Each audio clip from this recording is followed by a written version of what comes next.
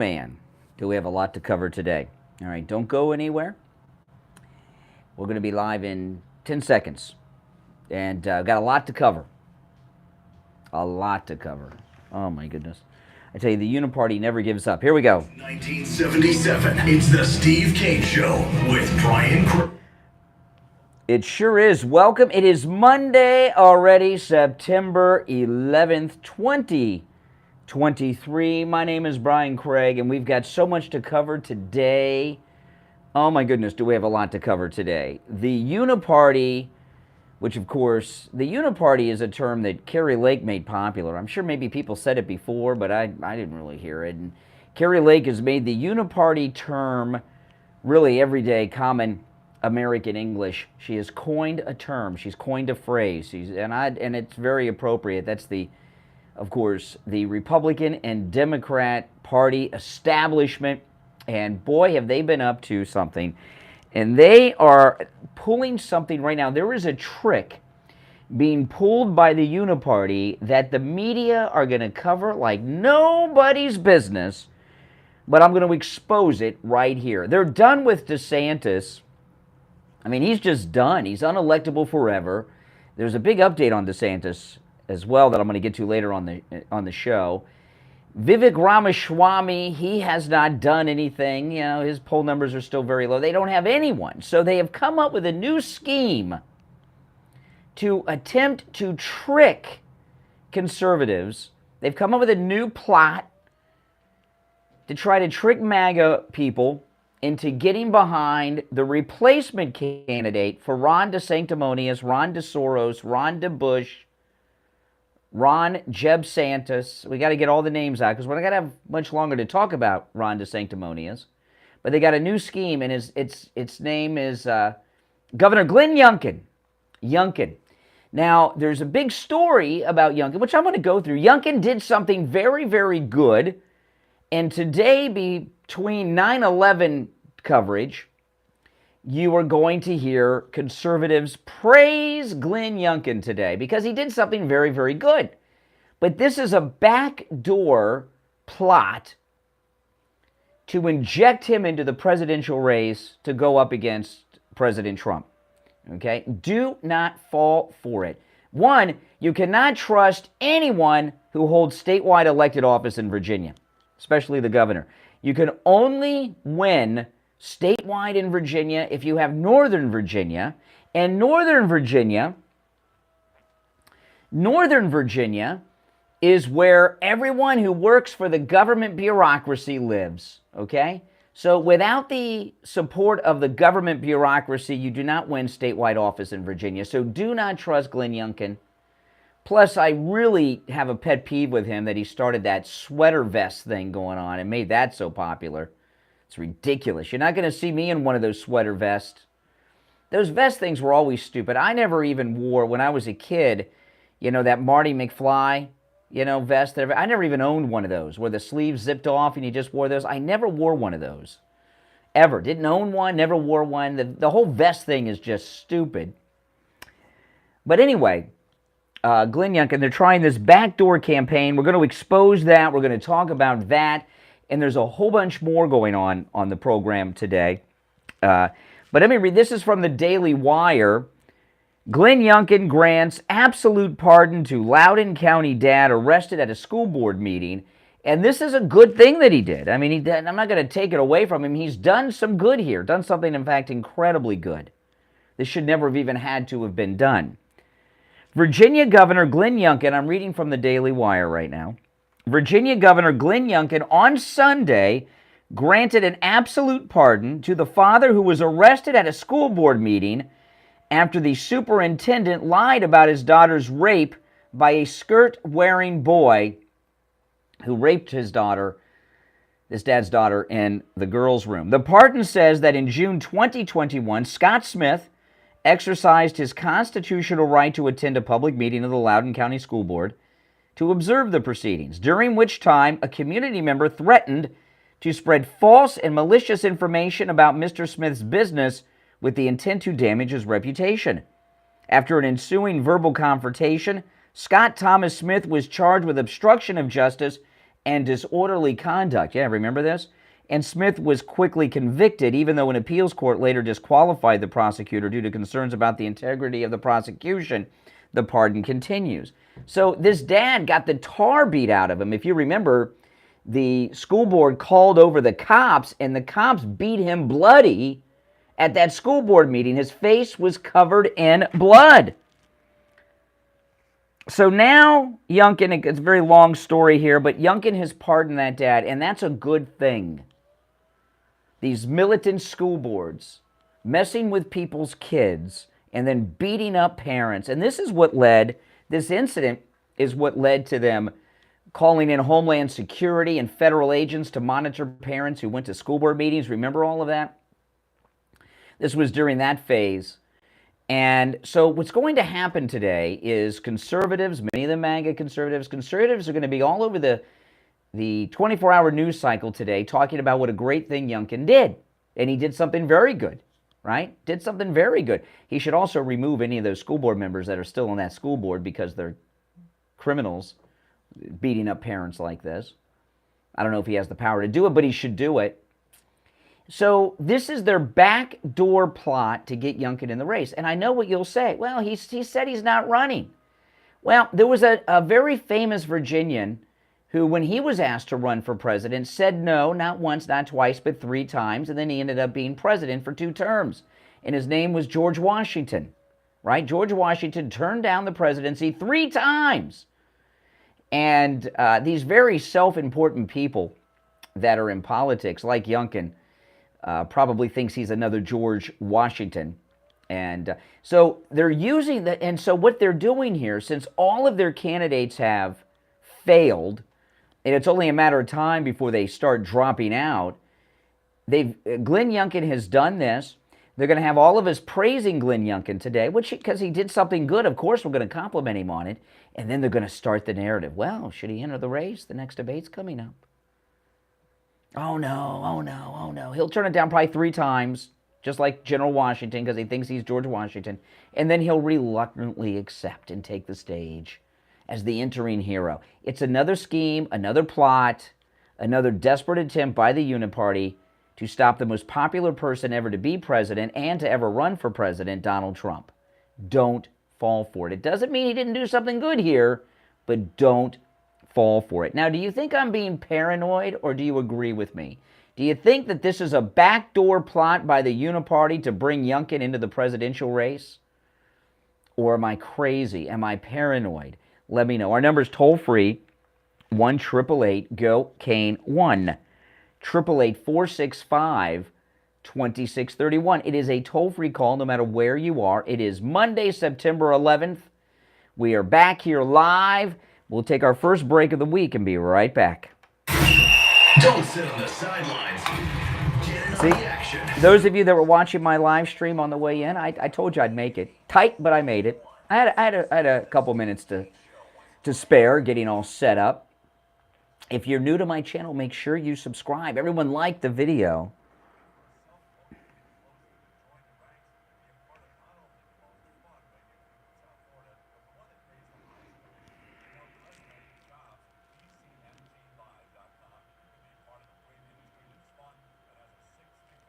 Okay.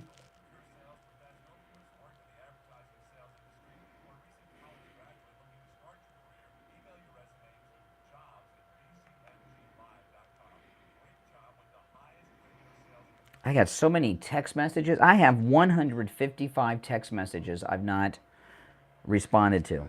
That was cleared out yesterday. Who are all these text messages? Oh my goodness. Ugh.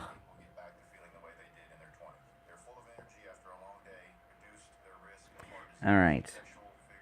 I've got so much to cover, I really don't know where to begin. Hold on. Okay. Okay, here's another story on the Youngkin pardon.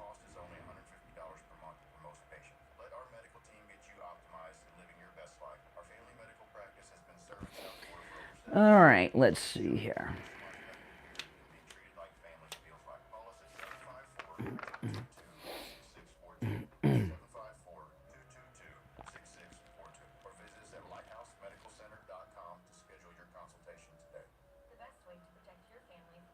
Mm-hmm. All right. We'll be back shortly, guys.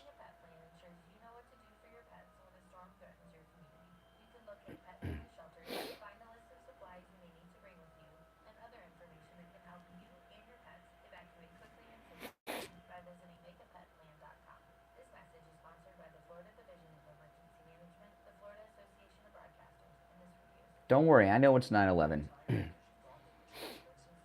We're here all day.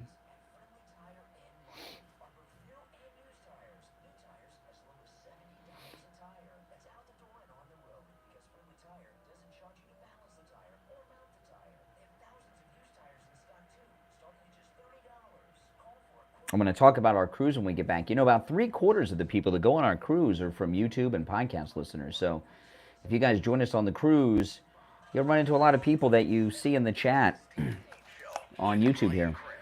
95.9 FM, the Treasure Coast on 106.9 FM, Harrison Boca on 95.3 FM, Fort Lauderdale on 96.9 FM, and anywhere in the world at TrueOldiesFLA.com. All righty, welcome back, one and all. Coming up on 17 minutes after the hour on this Monday, September 11th morning. You know, our 5th annual Steve Kane Show MAGA Cruise is coming up April 27th. We leave on the flagship of Celebrity Cruise Lines, the Celebrity Beyond, to Aruba, Bonaire, and Curacao. This is our biggest group we've ever had. So big, we're bringing on people to help us with the group on board, which means I'll get to relax a little bit more because I kind of become like one of the organizers with Ian, our travel agent from Cruise and Travel Depot. So I won't have to do as much of that this time since we're so big. We got to bring help on board. That's amazing. If you've not gone on one of our cruises, you should. You're going to have a great time. We've got a great MAGA family. We spend the entire cruise together all day, all night. We have dinner together every night, breakfast, lunch, shore excursions. We have shore excursions in every port. In fact, in one port, we have 2 shore excursions, and I will be on all of them with you. And we just have a great time. And as I was telling you, this ship is filling up, and certain cabin sizes and different types of cabins are filling up as well. So you want to make your reservation. I'm going to give you the number for Ian at Cruise and Travel Depot. Call, make your reservation, and then you'll be locked in. In fact, we're getting to the point now, Ian and I are going to have to start setting up the dining arrangements in the dining room. You know, on last year's cruise, I guess it was this year, it was the beginning of this year, we rotated dining rooms throughout the cruise, which was a bit cumbersome, and, you know, we're not doing that this time. We've picked one dining room, so we'll be together every night in the same dining room, all next to each other. The number for Ian at Cruise and Travel Depot is 561-244-5779. 561-244-5779. Call and join us. You have the time of your life. This is my one vacation every year, and really the only trip I get to take every year. And we started doing the cruises so I could get on vacations and get out and about, and we're doing it. 561-244-5779. You're all invited, except Liberal Al. Okay, he's not invited. But the rest of you are, as you hear in the recorded commercial. Okay, so today is September 11th. And you know, of course, this is the thing. Okay, I'm going to talk briefly about September 11th, but I do not want to hear phone calls from people all day long with their 9/11 stories. Okay, I know this might seem a little harsh, especially since I'm going to tell a little bit of mine, but people really aren't interested in other people's 9/11 stories, are they? Not too much. It's everybody's got their own story. We all remember where we were that day. I was on the air, and it was a strange thing. I don't remember what we were talking about prior to the attack, but this was when we were in our old studio in Coral Springs, and we were on the air till 10 then. We used to go on the air till 10. We were on from 6 to 10 instead of 6 to 9 like we've been for many, many years. And I had the news off. We had a television in that studio, which I had off. We've got a TV here that I keep off because the TV distracts me when I'm on the air. And I was not looking at the internet or what was going on online or anything. And I got a call from a guy who said, oh, there's been a terrorist attack in New York City. A plane just crashed into the World Trade Center, and this was off the air. I answered the call off the air. It wasn't on the air. And then my wife called and told me about it. And I was like, okay. And I turned on the television news, and I saw the second plane hit the building live. And I thought at the time that it was a rewind, it was a replay of the plane hitting the building. I didn't know it was the second plane at the time. And Steve and I were on the air with someone else at the time. We had a guest in studio who I'm not going to say their name on the air because I don't want to, it was so humiliating. So for them, not me and Steve, they said something so stupid. It was somebody who hates me like the plague. I mean, someone who just, someone who has the equivalent of Trump derangement syndrome towards me, Brian Craig derangement syndrome. And so I went on the air and I said what happened. I found out, I got the details of what happened, and I said, two planes have crashed into the World Trade Centers, there's an attack going on. And this guy that was in studio with me and Steve, who hates me, just, if I said it's up, he would say it's down. If I said it's daytime, he would say it's nighttime. It's that bad, just like these jerks with Trump. And he says, oh, Brian, a sweeping air traffic controller probably gave them wrong directions. Let's go back to talking about whatever we were talking about. And I'm like, what did you... So and then we, of course, found out what happened, and it was a god-awful day. But I want to share something about 9/11 and Democrats that has been wiped from the history books. But I remember it well, okay? The America First crowd of Democrats. Never forget this about the Democrats. Do you remember what happened after 9/11 with the Democrats? Like the next day. Okay? Mario Cuomo, who was, he was the governor of New York. He's got his two sons that are jerks running around, now. Mario Cuomo was the first to say this. And he was the governor of New York before this, not at the time. And he said, we have to ask ourselves, what have we done to drive these people to attack us this way? So he was blaming us for 9/11. Bill Clinton came out and said, well, this poverty in the Middle East that the United States has caused through our policies have driven these people to desperation, to do desperate things. That was Bill Clinton after 9/11, just a couple days later. And they don't rerun any of this stuff when they're doing their 9/11 remembrances. But I remember Chelsea Clinton. Now, you got to give her a bit of a break because she's been raised in one of the most dysfunctional families someone could be raised in. Chelsea Clinton said, you know what Chelsea Clinton said? This was crazy. She was in New York City during the attacks and saw the people running away from the trade towers after the collapse, covered in, all that gray dust and everything. And Chelsea Clinton said when she saw people running away from the World Trade Center, she was thinking about how George W. Bush's tax policies would negatively affect those people. That's where these people's heads were at on 9/11, the left, blaming America for the attacks on America.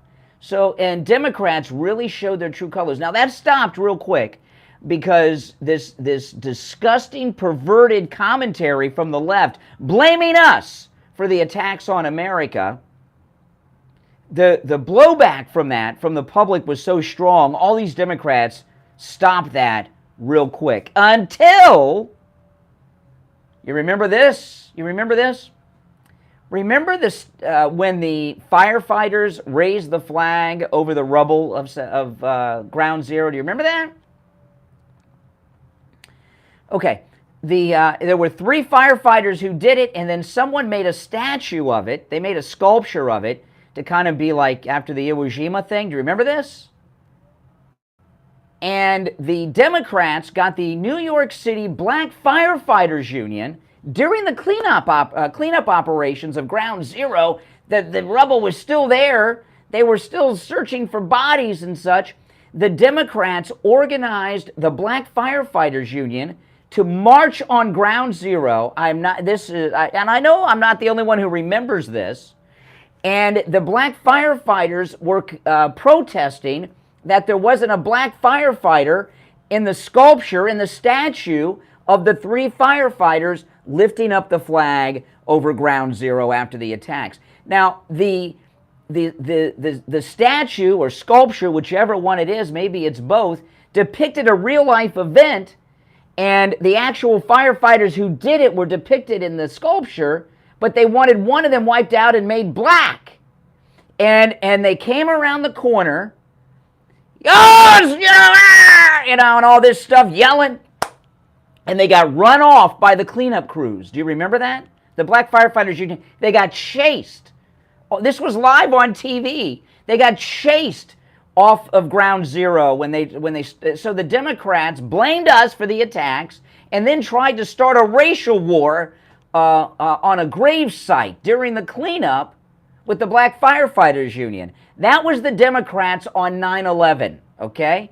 Lowlives, scumbags, hate America first crowd. So never forget that. I could not believe the reaction of the Democrats after the attacks on America. All right, we'll take our break for the bottom of the hour. Yeah, wasn't that something? Yeah, disgusting. They're just as disgusting today. They've always been disgusting. The Democrats used to enslave black people. Okay, these are terrible people, the Democrats. Our number is toll-free, 1-888-GO-CANE, 1-888-465-2631. We'll be right back. Making morning radio great again.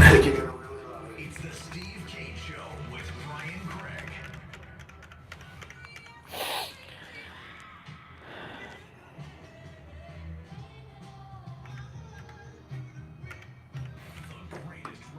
I had forgotten to turn the phones on because I was cutting it so close. I just turned the phones on. From the Palm Beach Patio Furniture Weather Center, where luxurious outdoor spaces. That happens sometimes. Here's the oldies forecast. Good morning, everybody. Hope you're off to an awesome start. We have a high of 91 degrees. Good morning, everyone. Some scattered afternoon showers and storms at about 30%. Yeah, I know a lot of you guys remember that. The Democrats were really low lives on 9/11. Low lives. Weather brought to you by Palm Beach Patio Furniture. Route 1, Seminole Plaza Shops. That's what I think about on 9/11. Democrats showed their true colors, but they stopped it real quick. PalmBeachPatioFurniture.com, where luxurious outdoor spaces are created. And now, a true oldies traffic check. Brought to you by Mm-hmm. Palm Beach Kennel Club. That's how Democrats are. That's how Democrats are.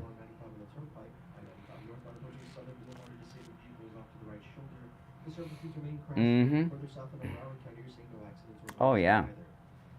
There were more.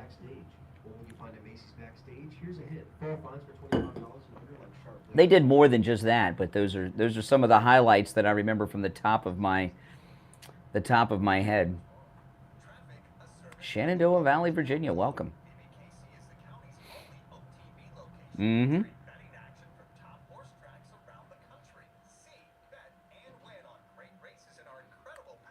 Wasn't Trump great this weekend? We had the rally on Friday in South Dakota, the football game. That was just amazing.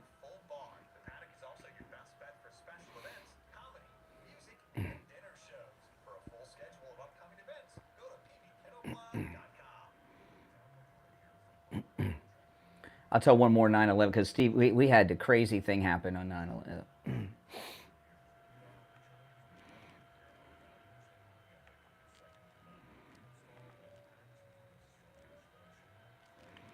I can't believe how many text messages I have here.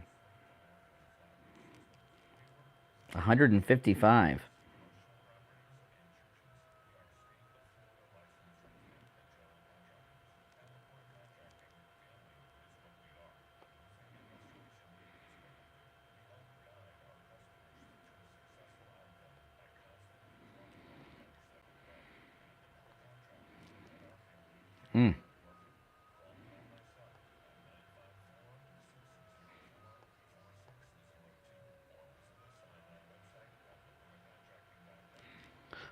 Well, nothing urgent. I'm going through them now. I probably get more text messages than a lot of you guys. I don't know why. Because I'm from Orlando. It took 3 hours to go down there. Took my 90-year-old mom. My mom walked straighter than she ever walked in her life. And I just want to say thank you. Thank you, thank you, thank you for being such a willing vessel to talk about Dr. Appleton. That's amazing. So you heard me in Orlando talking about Dr. Appleton and drove to South Florida with your mother to see him. Yes, my mom is awesome now. Awesome. No more arthritis, no more pills, none of that. She's going back to New York. She sits on a train for 24 hours. And I'm telling you, no pain. She gets off that train, and my sister, she walks like a young woman. That's amazing. I still have 62. Dr. Appleton and say bye-bye to your pain too. 954-973-0710. 954-973-0710. Online, AppletonCairo.com.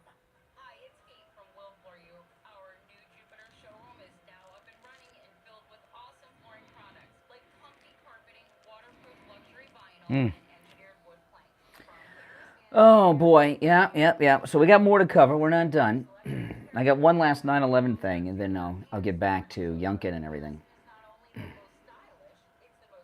Oh yeah, it's terrible. It's hard to believe it's been so long. Featuring forever clean finish on trend-setting carpets and all pet protection. Warranties for your pet household. What day of the week And to celebrate our parents was 9/11 on? Does anybody remember real quick? What day of the week did that fall on? on sale at your lowest prices ever. You'll be floored at this Does anyone remember? special event. I invite you to visit us in Jupiter in the shop at Johnson's Landing. I can't remember which day of the week it was. Well, welcome, Norma. Thank you. Was it a Tuesday? A Tuesday? Okay. I need to know for this next thing with 9/11 that happened. Was it a Monday? Oh.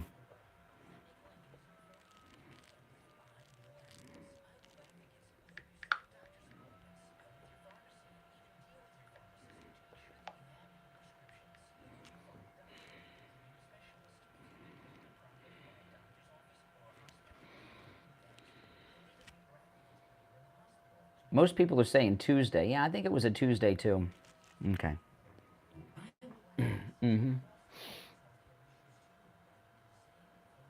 That sounds familiar, Tuesday, yeah. Well, it's relevant to the next thing I'm going to share.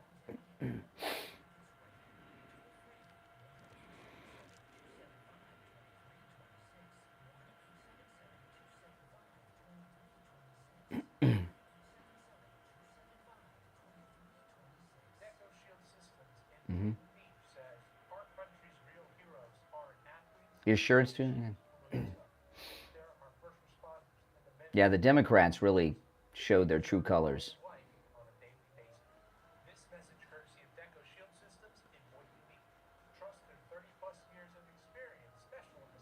The mic, when I live stream on the weekends, the mic you see in front of me from my studio, that's the mic I was talking into on 9/11. I've had that mic since '98.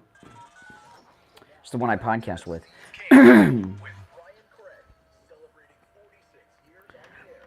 All right, we're back. It's Monday. I'm Brian Craig. It's the Steve Kane Show, Florida's longest running radio show on the air since 1977. So just to finish up on our 9/11 experience from the left, I mean, the Democrats really showed themselves. And then one last thing I want to share, and then we'll get back into the politics and Youngkin and DeSantis and the great President Trump and stuff. But 9/11, I believe, happened on a Tuesday. I'm pretty sure it was a Tuesday. And, oh yeah, in the first half hour, I had forgotten to turn the phones on. So if you were trying to call in during the first 30 minutes of the program and you couldn't get through, it's because I did not turn the phones on. They're now engaged. It happens. I was getting all these voicemails. If you're on hold, stand by. So 9/11, I'm pretty sure it happened on a Tuesday. And that was a rough week to do a radio show, I'm here to tell you. And by Friday's show, we were getting a very detailed picture of what had happened. And a lot of people were calling in talking about Islam this, Muslims that. And Steve said, after the show, Steve called me actually on Saturday.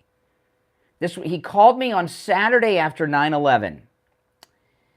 And so 9/11 was on Tuesday. We had, the full week of shows, which was, let me tell you, it was such a serious thing. This will sound crazy. Listen to this. Mike probably wasn't even alive on 9/11. You were alive, yeah, in diapers?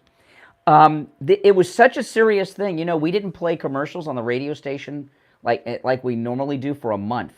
A month we were spot free, and what we would do at the end of the hour is list all the sponsors and thank them for their support. Yeah, you don't run commercials after there's been a major attack on America. So the Saturday after 9/11, 9/11 was on Tuesday. Steve called me on Saturday morning and said, because people were upset, people were upset. And especially, here in Florida, we have such a strong connection to New York, right? You know how that goes. And people, Muslim this, Islam that, what are we going to... So Steve said, next week, we got to do something to cool people off because it's becoming, So I said, okay, what are we going to do? He said, get in touch with the local mosque. This was the Saturday after 9/11. Let's bring in someone from one of the local mosques on the show Monday to let the audience know that the Muslims are against what happened on 9/11. So I called up a mosque, which I'd never done before, here in South Florida. And I talked to an imam, and he came in studio the Monday after 9/11. Any of you remember this show? This was, Mike, this was crazy. This was nuts. So we bring an imam in. This is the Monday after 9/11, 6 days after the attacks on America. And he came in, he was dressed like me. He was wearing jeans and a t-shirt. He wasn't wearing all the Islamic clothes, and which I was a little surprised. So we bring the imam in, and we start talking to him in studio. And the whole purpose is to let people know that Muslim Americans are not cool with what happened and feel like we do. Well, seconds into the interview, the guy started saying crazy things, and he was saying things like, he didn't call Jews Jews. You know what he called Jews? Israelis. All Jews were Israelis, right? So he would talk to us about how no Israeli, it took me a second to pick up on this. He said no Israelis were killed on 9/11. There were no Israelis in the World Trade Center. And I was like, well, it was okay. It was New York City, mostly Americans in there. And then I realized he thought that you're not a Jew, you're an Israeli, which was really bizarre. And Steve was trying to get him back to condemning 9/11, which he did not once do. And and it went back and forth, and it was really dark and scary. We had him in very early in the show. And keep in mind, 9/11 was on Tuesday. This was the Monday after 9/11. Okay? The Monday after 9/11. Then he started telling us how there were no Israelis killed on the airplanes either. And there were also no Muslim hijackers on the airplane. That they were controlled by Israeli remote control devices in the cockpits, and the Israelis flew the planes in the building via remote control. And Steve was trying to still get him to condemn 9/11, and this went on for 45 minutes, and then we went to break, and sent him on his way. Sent him on his way. I couldn't believe it. Any of you remember that show? It was frightening. The Monday after 9/11, they're still pulling people out alive. It was crazy. And then when Steve's like, we were both really nervous. Because it was creepy. What 9/11 had just happened. We'd gotten all the background about the hijackers. We knew what was going on. You know, and this guy's blaming Israel for the attacks and has this. This is the Monday after, and he's already got this whole thing about remote control. Israeli planes were really there, and all this craziness. And it was creepy. We didn't take any calls for the rest of the show because you got to understand that time after 9/11, it wasn't like now. It was a scary time. We didn't know if more attacks were coming. Things were crazy. Planes were not flying in the country for a while. Remember all of that? Then after the show, I walk out of the building, and what did I see? We were surrounded by police. We were surrounded by police looking for the imam. And yeah, and I walked out of the studio, out of the building. Not only were we surrounded by police, they had their hands on their pistols. I was like, oh my goodness, because it was serious business after 9/11. And yeah, I know, it was crazy. It was crazy. So that's what it was like after 9/11, and that guy really creeped me out. That was not the last time we brought someone in after 9/11 from the Muslim community, but every time it was a similar instance, and we did that maybe 2 more times before we realized it's counterproductive to do that for what we're trying. So it was a really strange time after 9/11. And it was a strange and difficult time on the show. But when we had the imam on, that was really, really weird. And we had a second imam who came in, who was in all the traditional clothing. And then we had a third person in, and it was a replay every time. And by the time we had the other 2 in, more time had gone by. So they had more stories to blame Jews for 9/11. It was really sick, is what it was, and just a god-awful time for the whole country. All right, if you're on hold, hang in there. I'm going to take our break, and then we'll come back with some calls. I will say, I don't want to spend the day taking calls with people's 9/11 stories, telling me where they were and what they did. I know a lot of people do that. I mean, I really don't think anyone cares about anyone's 9/11 story except for themselves, right? It's like those, there used to be this thing in the 70s and the 80s that grandparents would have these license plates on their car or wear T-shirts, ask me about my grandchildren. No one cares about your grandchildren, but you is kind of my, I know, maybe me, I'm just self-centered, I don't know. But I really don't want to hear people's 9/11 stories all day. I think that's terminally boring. I don't think anyone cares about your 9/11 story. I mean, I didn't really tell mine. I told these stories that we had in the aftermath on the program about the mood of the country and the Democrats after. So if that's what you want to do, that's just please don't. All right.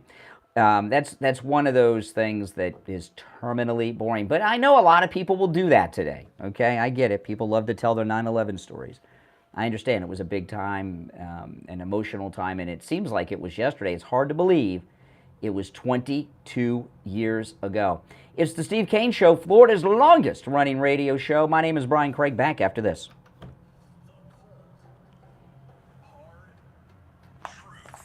Yes.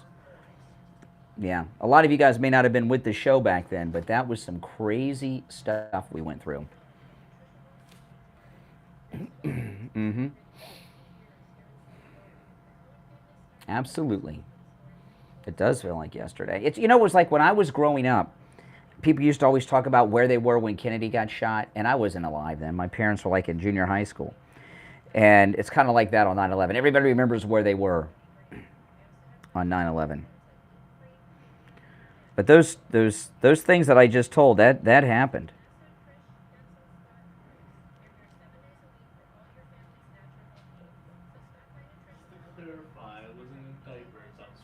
Five. Okay, you were 5 on 9/11. Okay. Yeah, I don't know. It's a long time ago. It really was. was. I only vividly remember watching on TV with my mom. Yeah. Mike was 5 on 9/11, guys. And my parents, they both used to work in the towers, and then we moved down here, I think, in 2000 or 2001, but early 2001. Yeah. I think my dad was still in New York because we were finishing moving down here. Yeah. But like he was already out the towers and stuff like that. Yeah. He stopped working there like years before. So Uh-huh. got a little lucky, I guess. I guess so. Absolutely. Absolutely.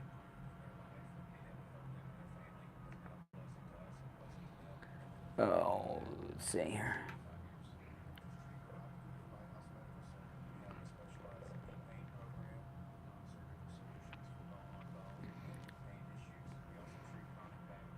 Oh, yeah, those are some terrible times.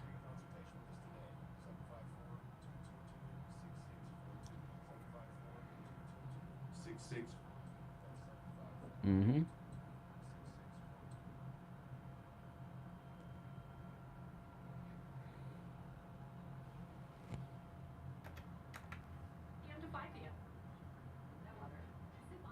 Mm-hmm. We'll be back shortly, guys. If you're new, make sure you subscribe and everyone like the video.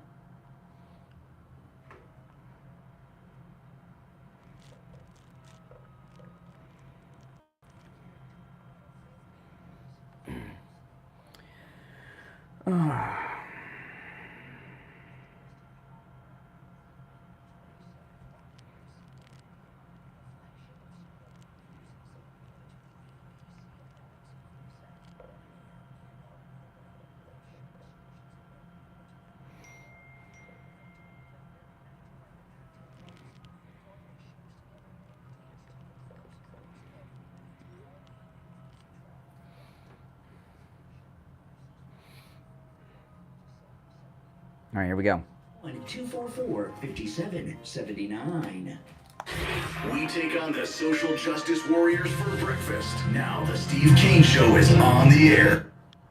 All right, callers on hold, stand by. It's Monday, September 11th. I'm Brian Craig. It's the Steve Kane Show. We are back live. You know, we are just over a month away from Medicare open enrollment. You know, open enrollment for Medicare recipients is the only time of the year that you can make changes to your Medicare. That's right. It's the only time of year. And if you miss that window, you're in trouble. Debbie from I Will Advisors, you know, they've been with us forever. Really, literally forever. This is like second generation with us here on the Steve Kane Show. You guys remember Adam Klatzoff from Adam's World? You know, Debbie from I Will Advisors is Adam's daughter-in-law. And Adam's no longer with us. And she branched out and started her own company after Adam passed away. And it's a multi-generation sponsor here on the Steve Kane Show. We're in the second generation. And Steve, each and every year, has Debbie review his Medicare. Now, Medicare open enrollment doesn't start till next month, but these insurance agencies, they get very, very busy at 9/11. You can call I Will Advisors now and leave a message. They'll get back to you. But you can call now to schedule your appointment to talk to them about your Medicare coverage when open enrollment begins. And I recommend you do that, okay? I'm going to give you the number, 954. In fact, I was over at Debbie's office on Thursday, and already listeners of ours were calling as I was there to set up their appointment. 954-753-8080. 954-753-8080. 954-753-8080. All right, so we're going to go to the phones. Let's go. You're on the air. What's your name? Where are you calling from? Oh, good morning. This is Harvey. Oh, yes. Calling from Daytona Beach. Uh-huh. And you hear the surf? No. Good. All right. Hold on. Why is it good? Why is it good that I cannot hear the surf? You said, "Can you hear the surf?" I said no, and you said good. Why is that a good thing that I can't hear it? Well, it won't interrupt our conversation. Yeah.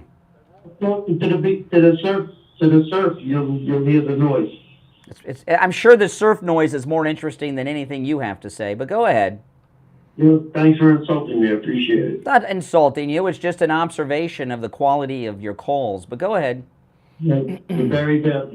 I could barely say 2 words before you interrupt me. I'm not going to talk about 9/11 yet, but I'll start with when I tuned in this morning. You have a cruise coming up? We do a cruise every year. That's correct. And what do you have, a shrine to Trump? A what? A shrine. Do you have a shrine on the ship? Oh yeah, absolutely. Yeah, we have we have an ice sculpture of President Trump that's made on our first night. We watched the ice artist make it, and it's done on an ice bar, so it's maintained during the entire cruise. Yeah, absolutely. And Trump doesn't honor you with a visit On our cruise? No, President Trump doesn't go on cruise ships. How come? You're his number one. You're his number one book. I know. Wow, that's unbelievable. All right, in reference to 9/11, I challenge you to look up one thing: the Project for a New American Century, and the names on that signed on to that document. I'm going to tell you something, Harvey. I'm not going to look up anything you want me to look up. You don't have the guts, right? No, I'm just. What am I? Your researcher? Just tell me what's on your mind. I'm not here to do your research. A lot of your friends are on that list that signed on to the Project for a New American Century before 9/11. You know. I'm wondering. I'm hearing a noise in the background now. I don't know. Is that the surf, or do you have the sink on in the kitchen to make it sound like you live by the water?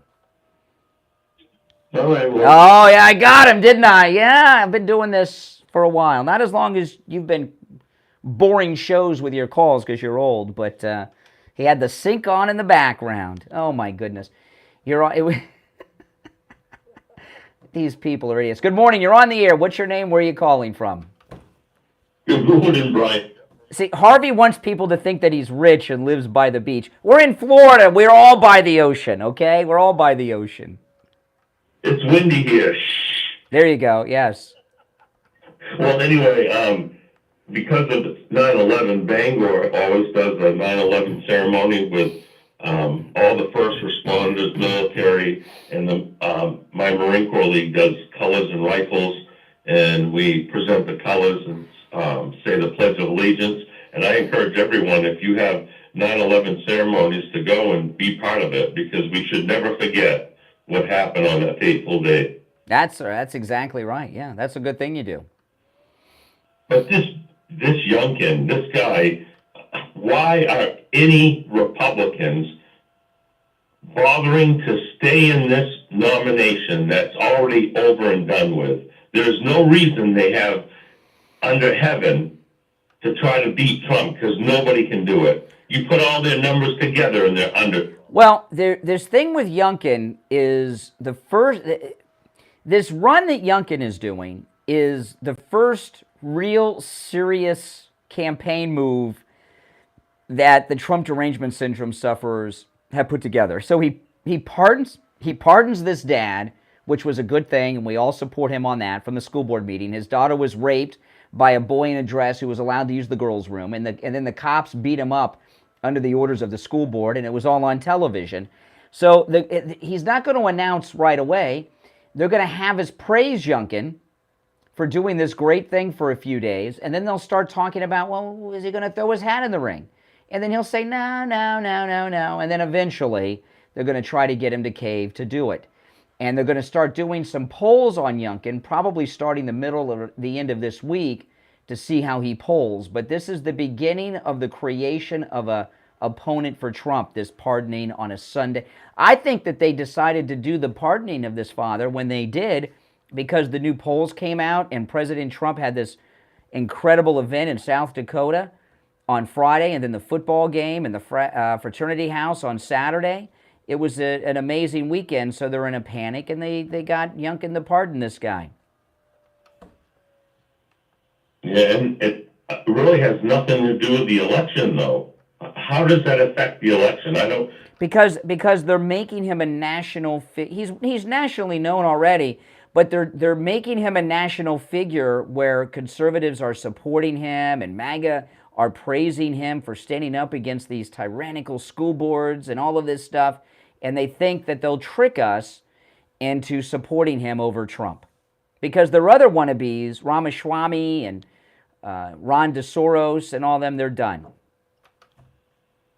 And they're testing the waters, and those waters haven't shifted one bit in Nope. Trump. And they're not going to. Yeah, they're not going to. They're not going to, Brian, and everybody knows that. And I've heard in a couple of places that the Democrats will try to stop the Mm-hmm. That's no. Whoever's saying that is no. That's never happened. That'll never happen. We had elections in the middle of the Civil War. Okay, no, that's not going to happen. Anyone who says that is just saying stuff to get through a broadcast, or they're just making stuff up because they want to make people worried. No, that's not going to happen. The next Republican nomination debate, that if the numbers stay where they are, is there any reason these Republicans are going to want to stand up? They're going to start. Some of them are going to start dropping out. They're going to start dropping out. Yeah, they're going to start dropping out, and they got two strategies going. These Trump haters. One, they figure if they drop out, the support for one will go up, right? Because those Trump haters will move to whoever the front runner is, and then they're testing the waters to try to plug Youngkin in. And I was talking at the top of the hour. He said he will not run, and he'll say it again and again. But Washington is the most famous Virginian, and he turned down the presidency running 3 times, okay? 3 times. And then he did it reluctantly. So Youngkin thinks he's George Washington, and that's their plan. It's going to fail. And when they do he may not officially announce, because what they're doing now is what they call a trial balloon. Everyone's going to be praising Youngkin, and then they're going to do polls, and then they're going to see how it goes. And then if they get some good poll numbers, then they'll start the talk of him running against Trump. But we all know there's no Republican that is even close second. Not even close. No, and no one ever will. Well, I agree. And as far as Donald Trump goes, every rally he gets, there's more people outside than inside. And he always says the mainstream news media, they won't turn those cameras around because it would scare people how many people show up for those rallies. Oh, yeah. And the football game was amazing. There were so many. When, the media are covering up the footage of the Iowa football game. They really are. When Right Side Broadcasting was with President Trump the whole way with live video, and when President Trump arrived at the stadium, you could not see the stadium or ground or sidewalk. There were so many people. It was a sea of people as far as the camera could capture. In fact, you couldn't even see Trump. I just saw his hand and arm, and he was just surrounded by the love of people in Iowa. It was amazing. Did you see when he walked in the locker room how those football players and coaches just roared for him, and when he came in? Yeah, and when he went to that fraternity party, every member of every fraternity and sorority at that university was outside greeting and praising Trump, and there was not one counter protest. I was expecting some left-wing sorority girls to be out there yelling about abortion. My body, my choice. My body, my choice. But none of that even. Even the girls were, the sorority girls were out there praising President Trump. It was amazing. That's the youth vote that they've lost. Hey, Jeff, I got to run for our break, but good call. Thanks so much. All right, if you're on hold, hang in there. We'll take our break for the top of the hour. Come back with your calls. Our number is toll-free, 1-888-GO-CANE 1, 888-465-2631. 888-465-2631. You're listening to The Steve Kane Show, Florida's longest-running radio show, on the radio since 1977, celebrating 46 years on the radio. It's Monday, September 11th. Can you believe it's been 22 years? It's amazing. I know. Time flies. We'll be right back. WWNN Pompano Beach, WIRK. Exactly. Welcome, guys. If you're new, make sure you subscribe. And everyone, please like the video. If you've not already liked the video, please do. Liking the video helps spread the word about the channel.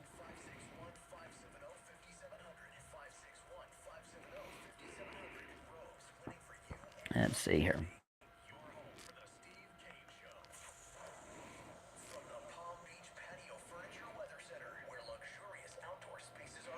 I got to do a quick recap when I get back, and then I'll go to the phones.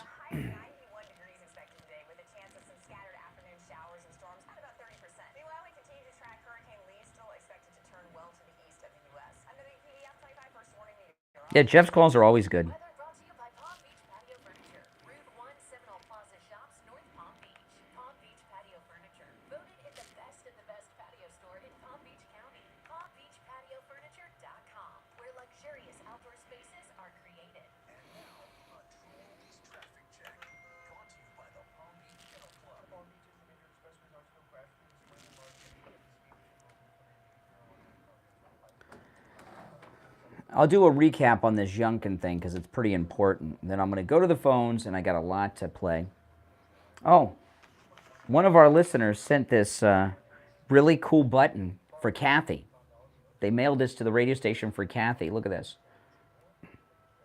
Isn't that nice? Pretty cool. Yes. They only sent one, and it's for Kathy. So I'll give it to Kathy when I get home. That is pretty cool, isn't it? Absolutely, that's a great button.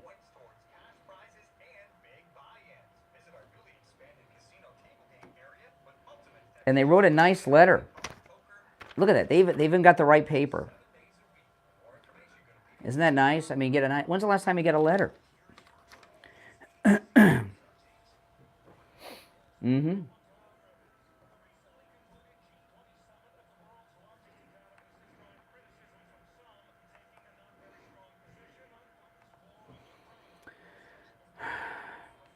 Weirsdale, Florida, the Villages. Okay, I know the Villages. Weirsdale.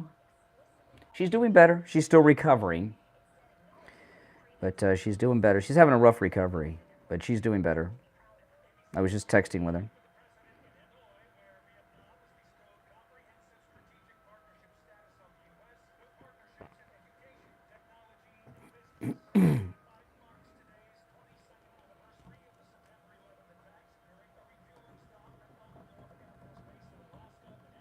Mm-hmm. I can't believe Harvey pretending he's at the beach, running the sink in the background. The water from the surf doesn't run constantly and hit a metal sounding surface like his sink does. These people. Liberals, man. Liberals.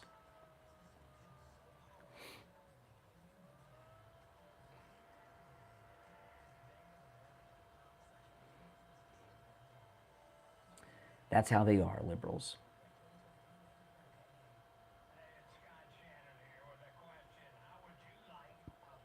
Mm-hmm.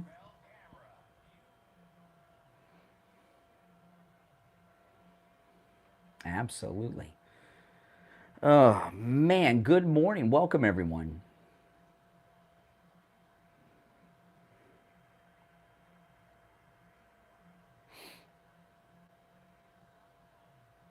That first hour went by so quick.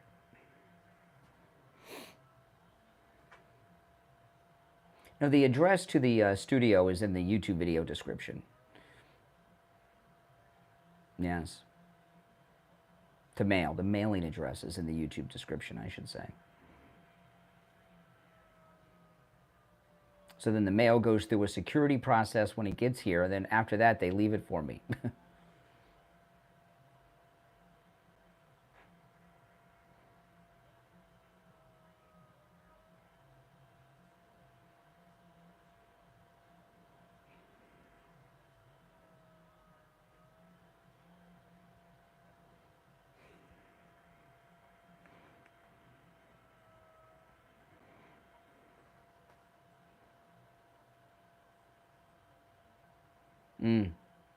Who knows? Why did liberals? I think he was just trying to make people think he's rich enough to live on the beach, right? It's the Steve King Show with Brian All right, callers on hold, stand by. It's Monday, September 11th, 2023. My name is Brian Craig. I want to recap what I started with, and then I'll go to the phones. Okay. So, President Trump had a miraculous, just an amazing weekend, right? That speech that he gave Friday night in South Dakota was a beautiful speech. It was wonderful. Kristi Noem introduced and endorsed the president, and it was a great speech. It was like twice. I loved it. My favorite part is at the end when he plays the music. They play the music, and then he 2 hours talks. President Trump almost broke down in tears talking about the state of this country. And then on Saturday, he had this amazing event in Iowa. He was at the fraternity house, the football game. He went to the fraternity party. He was throwing footballs. And, when he throws footballs, he throws them like a pro, doesn't he? Did you watch? You know how hard it is to throw a football while you're wearing a suit? I want you to keep in mind, when Trump threw that football, not only is he wearing a tailored suit, which makes it difficult to do it, he's got the vest on underneath, and his suits are Kevlar. A lot of people don't know that, and he threw it like the boss. I mean, it was just, and he goes to the game, and there's all that love for Trump. It was amazing. The college students lined up for miles to see him, and DeSantis sits there with the governor of Iowa with a couple people and a guy behind him giving him the middle finger. So yesterday, Sunday, Glenn Youngkin did a good thing. He pardoned this dad who was beaten up by the Loudoun County School Board when they ordered the Gestapo police at the school board meeting to tune him up, and it was on TV. They bloodied his face. Remember this? They beat him up, and his face was bloody. It was crazy. And what had happened was this man's daughter was raped in the girls' room by a boy who was allowed to use the girls' room because he wore a dress to school. And the school board covered it up. He brought it up, so they had the Gestapo beat him up, and he was pardoned. Glenn Youngkin is a never-Trumper, guys. Glenn Youngkin is a never-Trumper. To get elected statewide in Virginia, you need Northern Virginia. Northern Virginia is where all the government people work, okay? So he's a rhino, and he's a never-Trumper. And he did this bizarre pardon on a Sunday. The guy should have been pardoned. So what's going to happen, he did something good. And we thank him and praise him for doing something good. And the cable news cycle in between 9/11 coverage today and throughout the week are going to be praising Youngkin for pardoning this dad. They're going to have Moms from Liberty on, doing it, everything else. They're trying to elevate him to get him to run for president. Everybody else they have up there is a loser. This is a backdoor presidential candidacy announcement by Glenn Youngkin. Don't fall for it. Don't fall for it. All right, let's go. You're on the air. What's your name? Where are you calling from? Hi, it's Cynthia from Martin County. Hey, Cynthia, what's up? Well, I'd like to say that I sent out a notice probably about 2 months ago about Youngkin. I'm guessing about that time because he went up to Long Island to meet with Wilbur Ross, who worked under Trump, and they brought in Youngkin because they knew DeSantis was going down the tubes. So they brought him in. They asked him to run. The Murdochs were there. This is all a cabal. This is the same people. Now, let's start with Youngkin. He ran the Carlyle Group. He was the CEO of the Carlyle Group. I would say that they're part of the cabal. He also spoke at Davos in 2020. Oh, that's great. Somebody that's a one world government, all of it. Bushy. Yes, that's right, Bushy. So I would say to people, they're doing exactly what they did to DeSantis. Listen, when Governor DeSantis became the governor, yes, he's a Republican. We all wanted to support him. But if you only look at the education with Moms for Liberty, I give them a lot of credit. We got 2 people here elected in Martin County. If we only look at that and we don't look at what else DeSantis did, we're fools. That's right. This is what's happened in Virginia. Last night we had a conference call with a lawyer, constitutional lawyer in Virginia. He's been an activist for years. They knew he's done some good things, but guess what? He's done a lot of bad things. He's not a real conservative. He's not MAGA. He's never going to be. No, in fact, he's a never Trumper, and this is without a doubt this is the most clever move that the Uniparty has made against President Trump in their attempt to put up a credible candidate. Because pardoning this guy was the right thing to do. The school board beat him up after his daughter was raped by a boy in a dress in the girls' room. He should never have been arrested or beaten up. The pardon's a good pardon, but he did something good for a very devious reason. Well, and I would agree with that, and I would say, you know, he has a large family. They are, I believe they're Catholic. Do I think, you know, maybe he's a bad man? Do I think DeSantis doesn't love his family? Of course. But, you know, these are people that are on the side with the Bush wing of the party. They're part of the establishment. They're part of the, you know, they're part of the reset. You know, they probably want the reset. You know, I mean, it's really sad, but we're fighting so hard to save our country, and there's so many elements to it. You cannot just look at one thing that a candidate did. And you know, Chris Christie today, I mean, this is really a joke. If President Trump doesn't show up in Alabama for the debate, then he's going to follow him around the country. I mean, I had to laugh. Yeah, yeah. Do you know? Yeah, that's right. Like a stalker. Jersey, yeah, and New Jersey, when he was the governor, everybody was like, "Oh, he's great," and you know, his aunt lives here in Martin County. Oh. He would say, "Okay, you know, he's doing good stuff. He's trying to get rid of the union." But when you go back and look at what he did to New Jersey's done. So I bet you when Chris Christie comes to Martin County to visit his aunt, I bet she has to do a big run over to Costco to get the house stocked for him. Because Got that right. could you imagine having to feed Chris Christie for a weekend? Oh my goodness. Hey Cynthia, appreciate the call. Good call. Okay, yeah, she brought up something about Chris Christie. I'm gonna play this now. Chris Christie was on Fox over the weekend with that media show with Howie Kurtz over there. Is that Howard Kurtz? Who hosts that media show on Fox? This is Chris Christie. He announces he's going to stalk President Trump. Listen. But did Trump defuse your strategy of going toe-to-toe with him by staying off the debate stage and saying, since he's got a big lead nationally in the national polls, that he is not going to do any of the debates?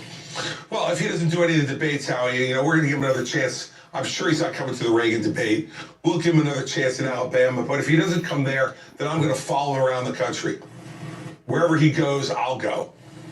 And we'll wind up talking to each other one way or the other. And he knows going that's to change true. your travel schedule to go where Trump goes, just so I'm clear. You bet. Yeah, Operation Dumbo Drop is the name of this. So Chris Christie has announced that he is going to stalk President Trump everywhere he goes, and I promise you there will be a confrontation. President Trump is a president of the United States. How does he plan on doing that? Is he going to bust through the Secret Service bubble of protection? He's going to stalk him? How pathetic. Now, if you're on hold, stand by. I don't have time to get into a call more than to say hello to you before we take a break. So I don't want to do that, but I will go to the phones after the break. Our number is toll-free, 1-888-GO-CANE, 1-888-465-2631. 888-465-2631. Chris Christie's campaign's a fake campaign. These never-Trumpers have put millions of dollars behind him to get him qualified for the debates in the fantasy that Trump would debate and he'd be able to go after Trump in the debate stage. And Trump has said he won't debate. Why should he? These guys are at 0, 1, 3%. DeSantis is in second place at 13. He's at 60. Why should Trump give them a platform like they're his equal? So now they're giving up on that. So now he's going to become a stalker? That's what he just said. He's going to become a stalker of a president of the United States. I don't even know if that's legal for him to do. We'll be right back. Don't sit on the sidelines. Get in on the action. Call the Steve Kane Show live on air now. 888-GO-KANE-1. This is the Steve Kane Show with Brian. Absolutely. Isn't that what he said he's going to do? Be a stalker?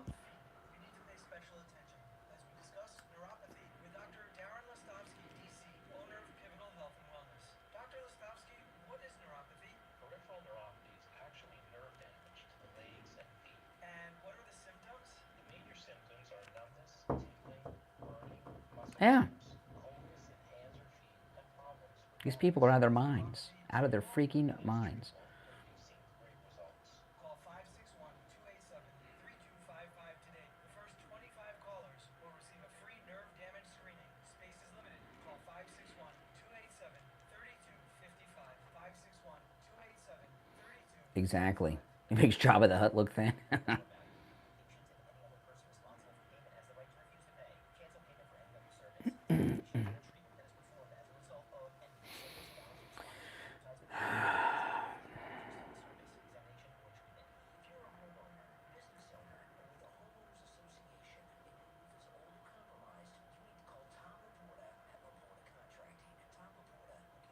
Mm-hmm.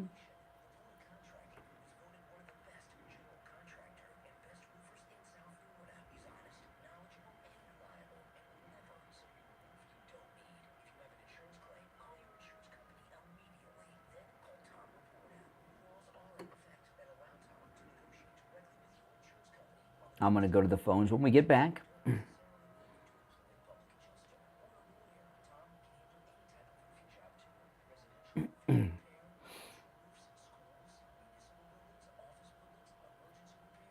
Good morning. Welcome. If you've not liked the video, please do. Weeble wobbles wobble, but they don't fall down. I love Weeble wobbles. I had a Weeble wobble McDonald's playset.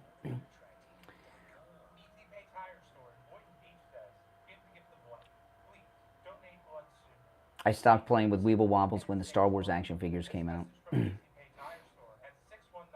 I was a kid. Light Bright. I had a Light Bright. Mm-hmm.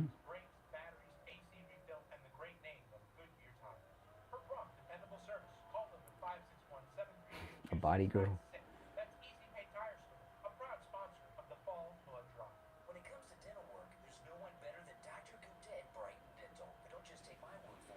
Yeah, so this is not General Flynn. You know what this is? Flynn's Arcade? Does anyone know? Flynn's Arcade. What's that from?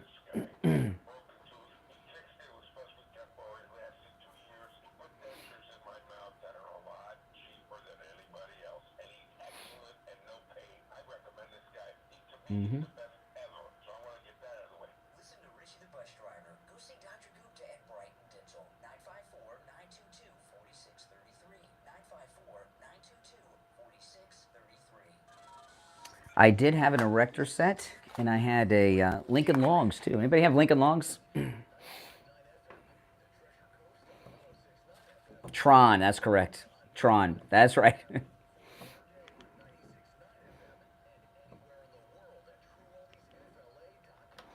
All right, we're back. If you're on hold, stand by. 18 minutes after the hour. It's Monday, September 11th. My name is Brian. You're listening to The Steve Kane Show. Now, we are in the 20th anniversary since the Thomas Edison of sleep, Mike Lindell, invented the MyPillow. You know, he invented that patented fill that's inside that makes sure that your head and neck are perfectly rested on the pillow so you don't toss and turn all night long. It's absolutely amazing. And there is a 20th anniversary sale going on. In fact, a very special limited edition 20th anniversary MyPillow that Mike Lindell is offering. It has a 100% Giza cotton cover on it, which is perfect. It comes with a 10-year warranty. It's machine washable and dryable.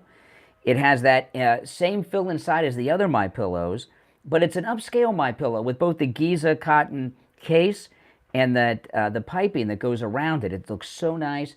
And it's just $19.98 when you use the promo code KANE at checkout, K-A-N-E. I have these pillows. This is the pillow my wife took when she stayed in the hospital. And we came home and washed and dried it, and it's like brand new. Now, if you already have a MyPillow, it makes a great gift for friends and family. And it is Christmas shopping season now. So go to MyPillow.com. Use our promo code KANE at checkout, K-A-N-E, on any of those specials. But this 20th anniversary MyPillow, I have 4 of them.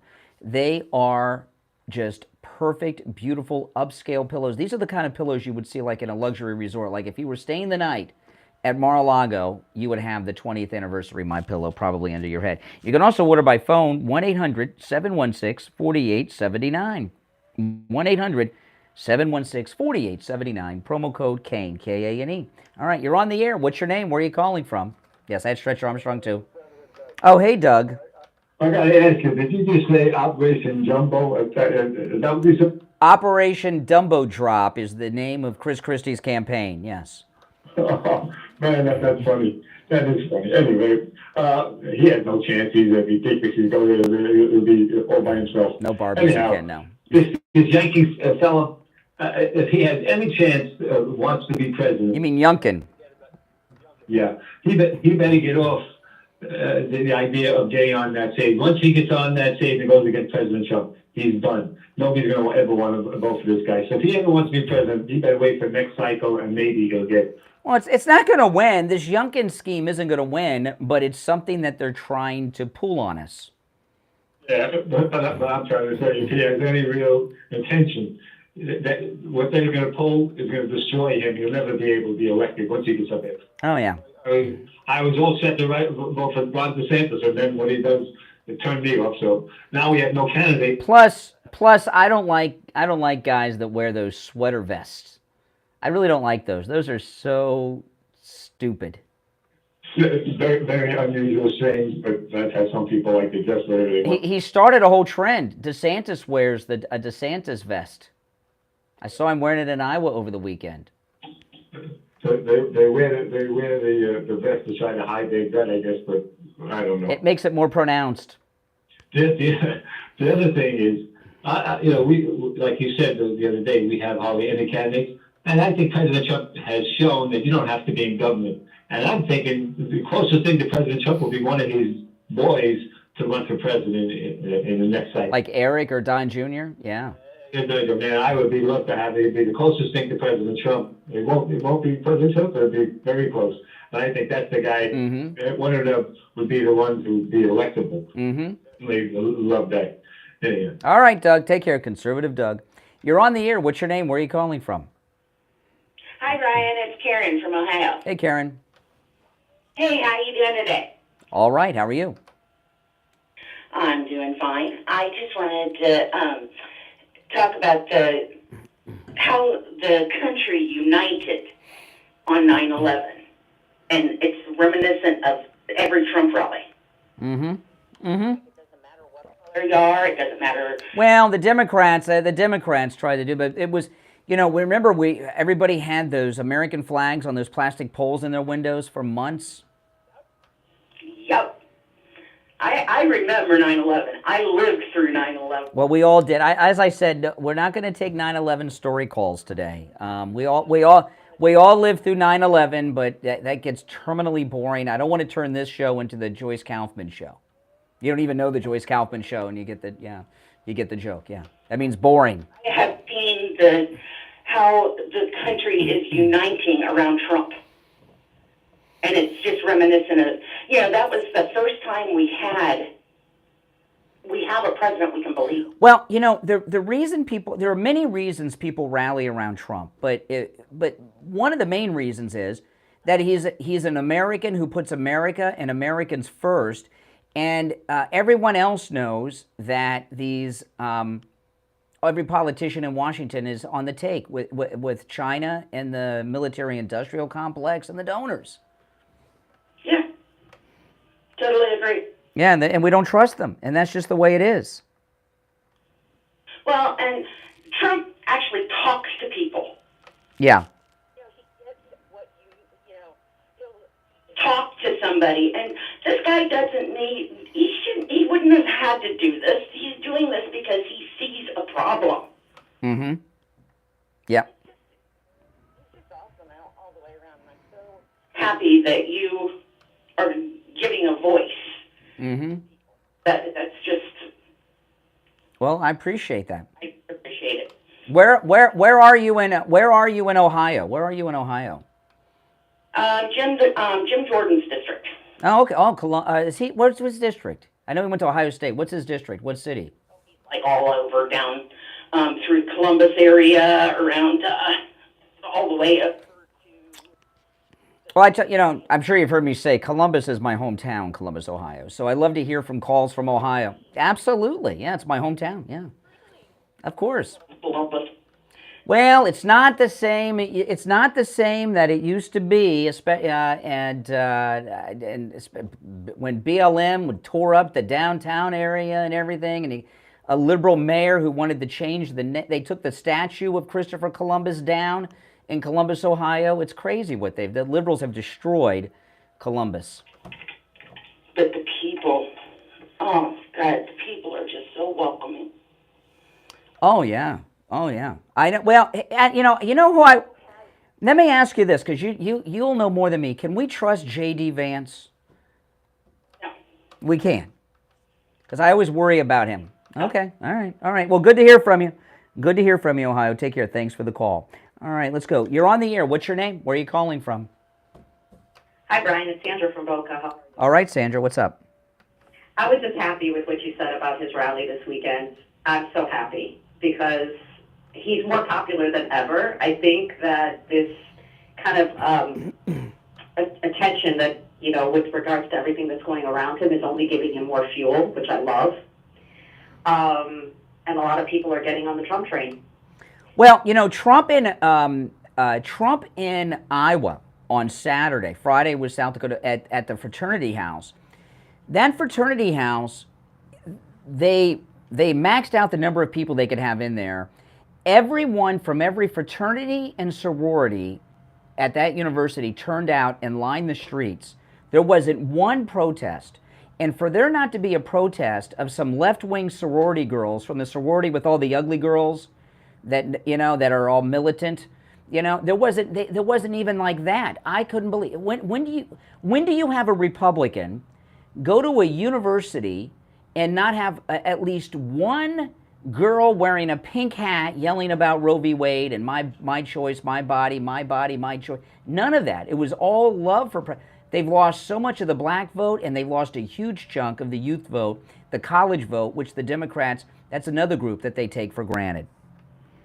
Well, I think that Trump is misunderstood in terms of his character. He is the kindest person like ever. I remember seeing an interview that I was so impressed with. This was years ago, where he was getting a divorce from his first wife, Ivana. And he was talking about how she had a very important position in his organization. And the minute they found out that he was getting divorced from her, flood of calls, he says, came in. I want her job. I want her job. Give me the job. Give me the job. Instead, you know what he did? He kept her. Yeah, mega moves, yes. Divorce. And they say, hey, why did you do that? Why did you keep her when you had so many opportunities to get other people? After all, you were getting divorced. And he says, you know what? Because I said to myself, he says, that wasn't the right thing to do. That's right. That's right. And it was very impressive for me to sit there as a woman and listen to that and say, you know what? He says, she built a lot of relationships throughout the years. He goes, I just couldn't take that away from her. And honestly, I was just like, this guy is really, really a good guy. He is. He is. Well, listen, appreciate the call. I'm up against a break, but take care. Great calls today, by the way. If you're on hold, stand by. Back after this. Making morning radio great again. I think you're gonna really love it. It's the Steve Kane Show with Brian Craig.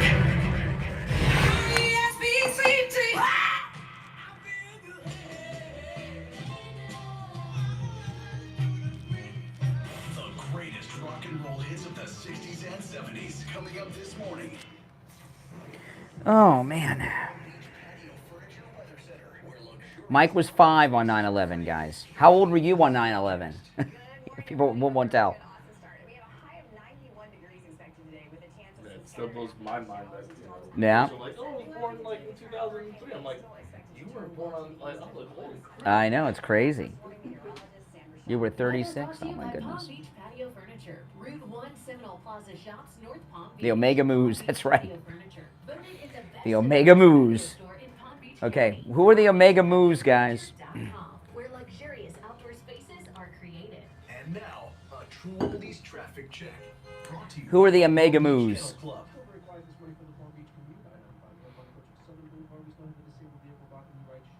No, not Animal House. Close. Close. That's right. Revenge of the Nerds. That's right. Revenge of the Nerds.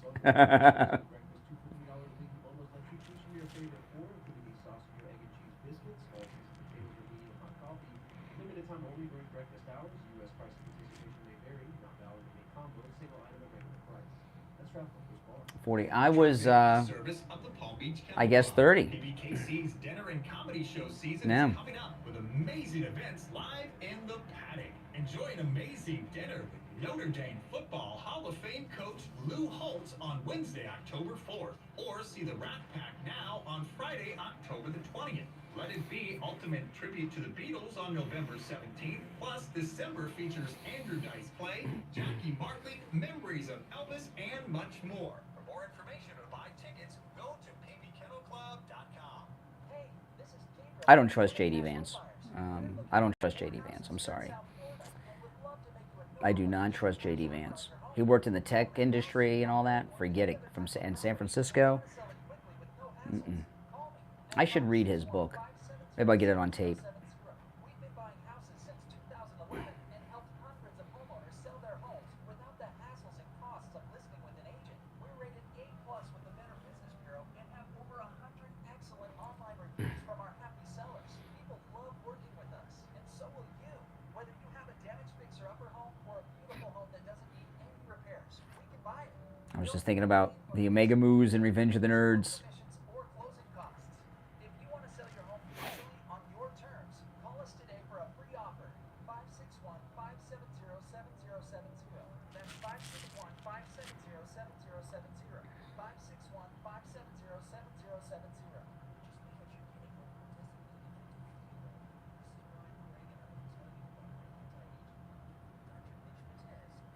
Mm-hmm.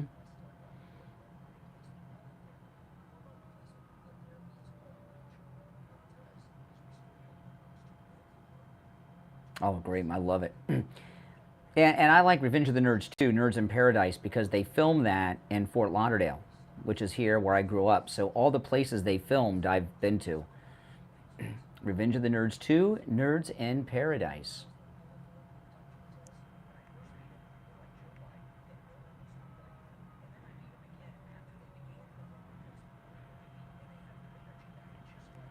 Mr. Radio, thank you so much. Did you see the thing from The Federalist by Sean Fleetwood about Fannie Willis? Yes. I did see that over the weekend, Mr. Radio. Everyone should look that up. Hey, are you already dreaming about your next vacation getaway? Well, Margaritaville at Sea Summer Blowout Mm-hmm. is back.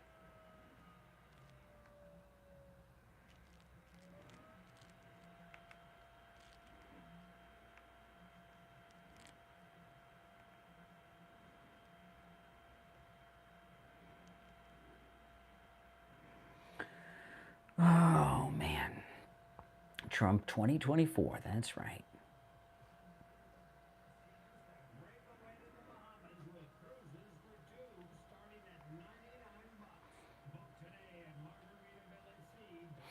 If you haven't, please like the video. That helps grow the channel. When you guys like the video, what it does is it gets the YouTube algorithm to recommend the video to people that have not yet found my channel. That's how we grow. So that's why I always ask people to like the video. That's one of the most important things you can do, is like, subscribe, click the notification bell. The more you do, the better, but liking the video is very helpful. Right now, buy one, get one free. You can also order by phone, toll free, 800-716-4879. 1-800-716-4879. Promo code KANE. All right, here we go.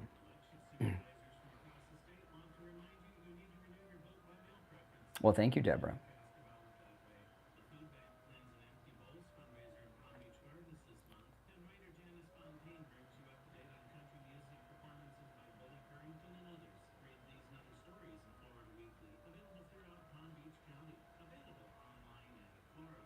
Here we go.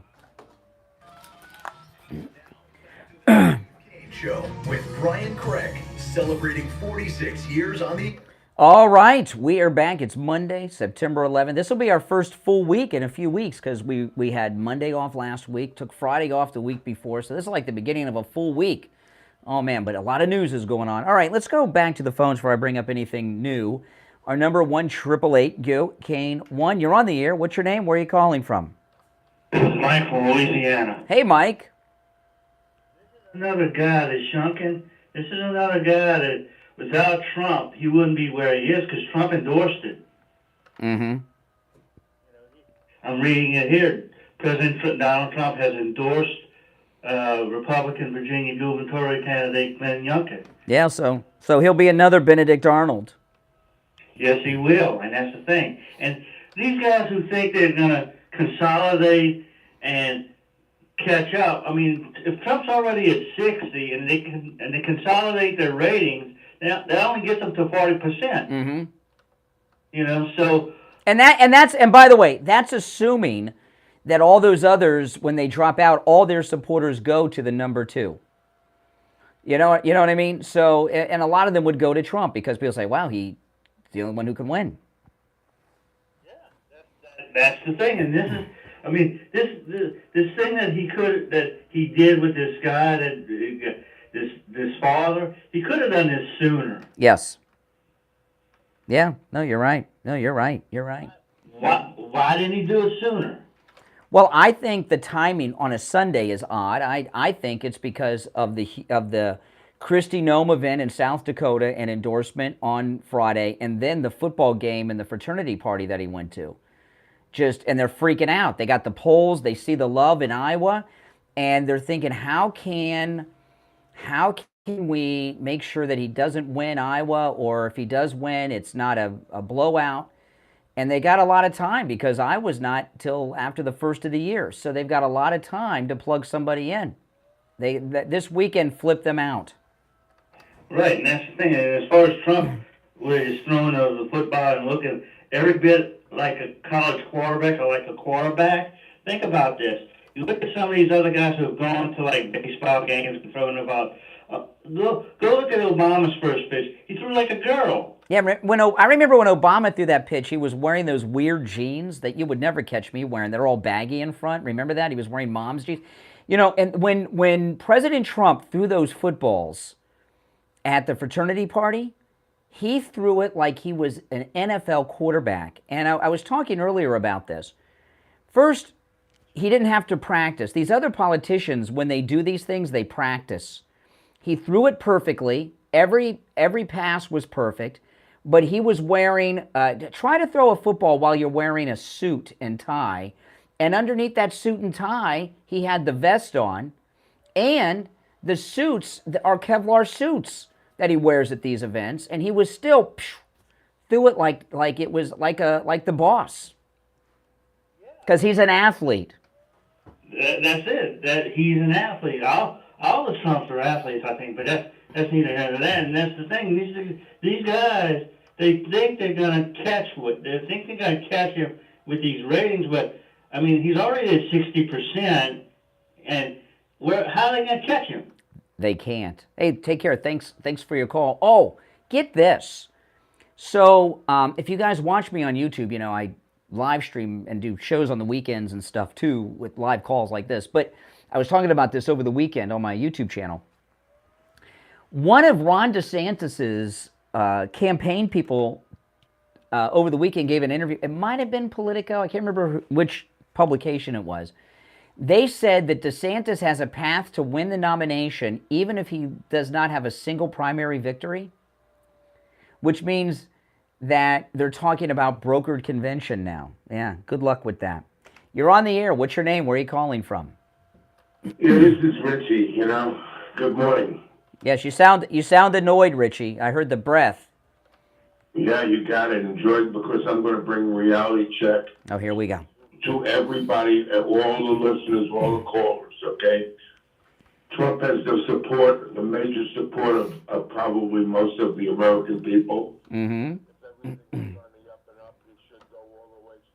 Yep.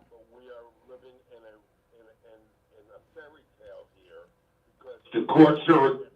Yeah. Oh, okay. All right. So let's just give up. So let's just give up and sit back and just let them run everything. Not give up. I didn't say give up, but you gotta want. You know as well as I do. I'm not giving up. But this is baked into the cake with even Republican senators are against. Yeah. A lot of Congress against him. The only ones for him is the people. Oh, wow, just the people. Listen, Richie? Oh, okay. All right. All right. I appreciate the call. Hey, listen, everyone. Stay home. Never vote again. Be a loser. Let's not act, my goodness. Have some coffee and then call in. We're not going to start the week with the depression of Richie. Richie is the opposite of Tony Robbins. Tony Robbins wants to motivate you. Richie wants you to feel depressed because he's feeling depressed for some reason this morning. Ugh. Please.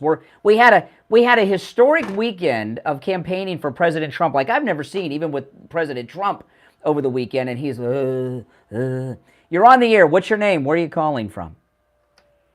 Yeah, it's Renee from Harlem. Hey, Renee.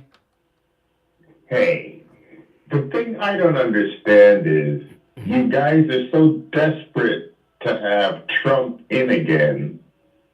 And if he does get in, which is not going to happen, he's only going to be there for 4 years. Correct. And then what happens? Well, then he will, excuse me, now I'll answer that question. He will pick a successor who will be the second MAGA president. And that person will probably go down like all his attorneys get arrested. He's a disaster. Then you've got nothing to worry about, Renee. You're not even a Republican, really. You're a Trumplican. That's correct. You're not even a Republican yourself. That's right. I'm a Trumplican. Absolutely. Yeah, so I guess you should make him king or something. Maybe. Oh, okay. President Trump has many titles, and one of them is the Great MAGA King. You haven't heard that one? He's our Great MAGA King. Oh, no, that I have not heard. I've heard a few, but that's one of them. He is the Great MAGA King, and yes, I am a proud Trumplican. Absolutely. Oh, okay.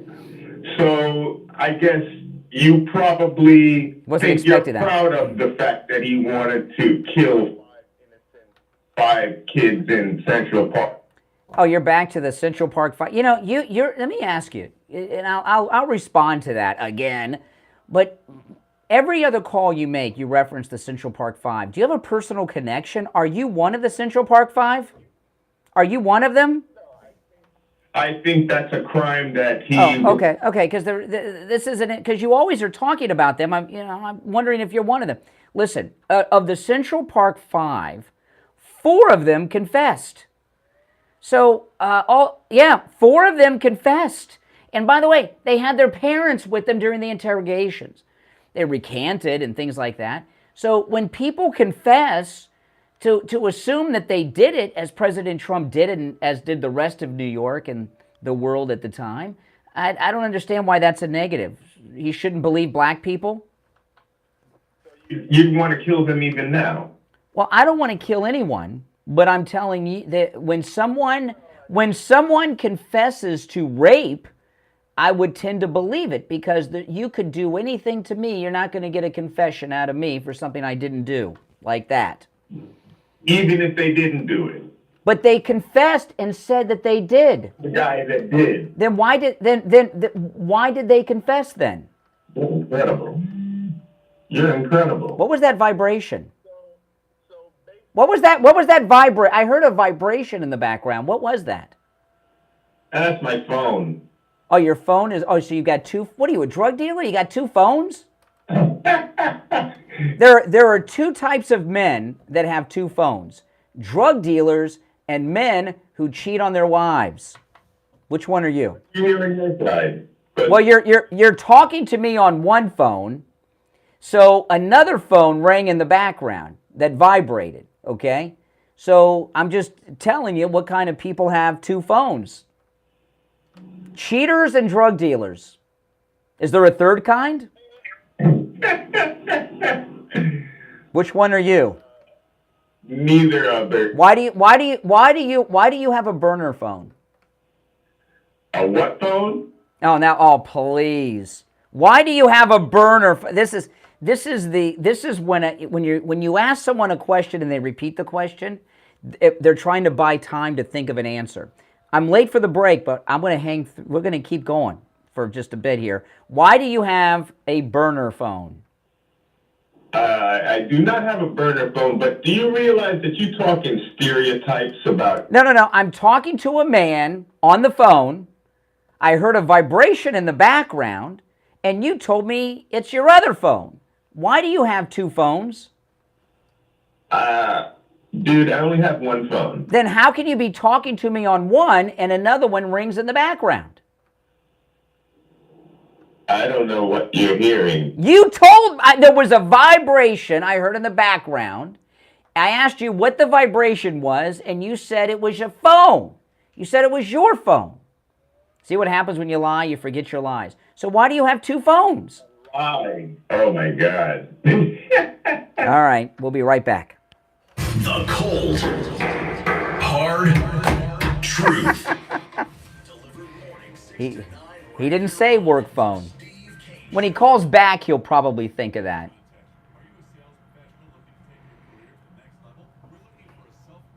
Oh, my goodness. Harvey saying, he was at the beach. Exactly, with the sink. Now he has the phone. Oh, my gosh. And then they just keep getting caught. These callers, I'm telling you. When he calls next time, he'll say that was his work phone. But he didn't say it then.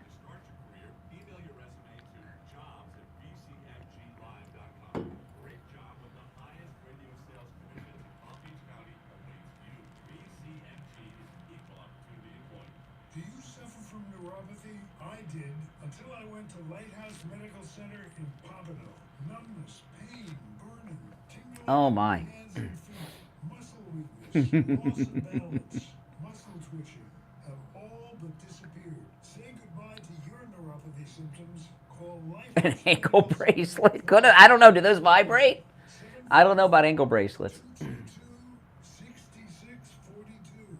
Tell them Steve Kane sent you. As the Jewish high holidays approach, are you looking for a warm and welcoming congregation like you had back home? The members of Temple Israel are extending their hands. Join us in worship with Rabbi Carly Payne, Rabbi Brian Payne, Ken Kuro, soloist, Suzanne Moynihan, as we welcome the new year in our beautiful sanctuary. Temple Israel, located on Flagler Drive in West Palm Beach, is a Reformed congregation with an amazing history.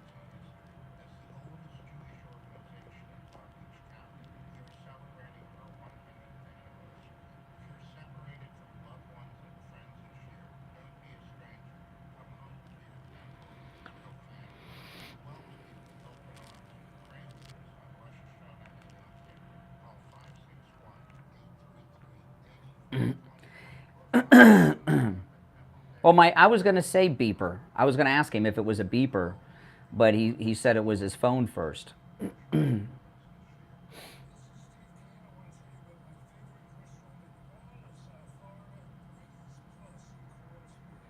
Renee from Harlem's got two phones.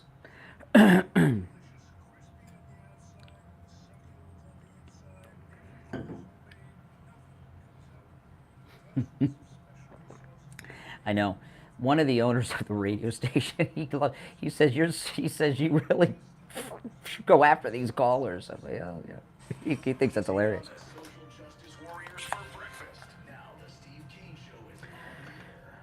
Oh man, great calls today.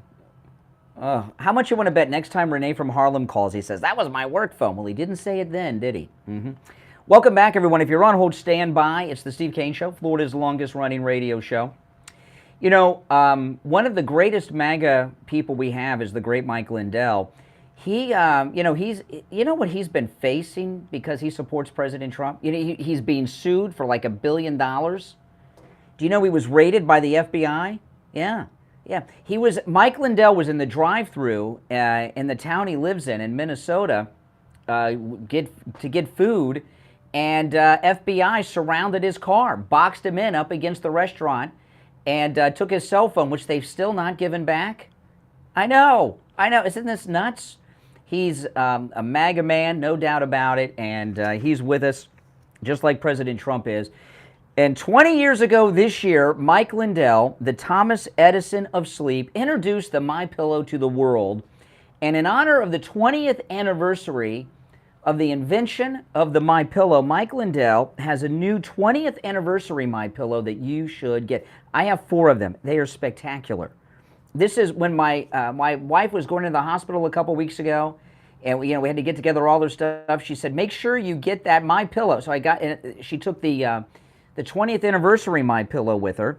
The 20th anniversary My Pillow was a limited edition My Pillow. It's only $19.98 with our promo code Kane at checkout, Kane.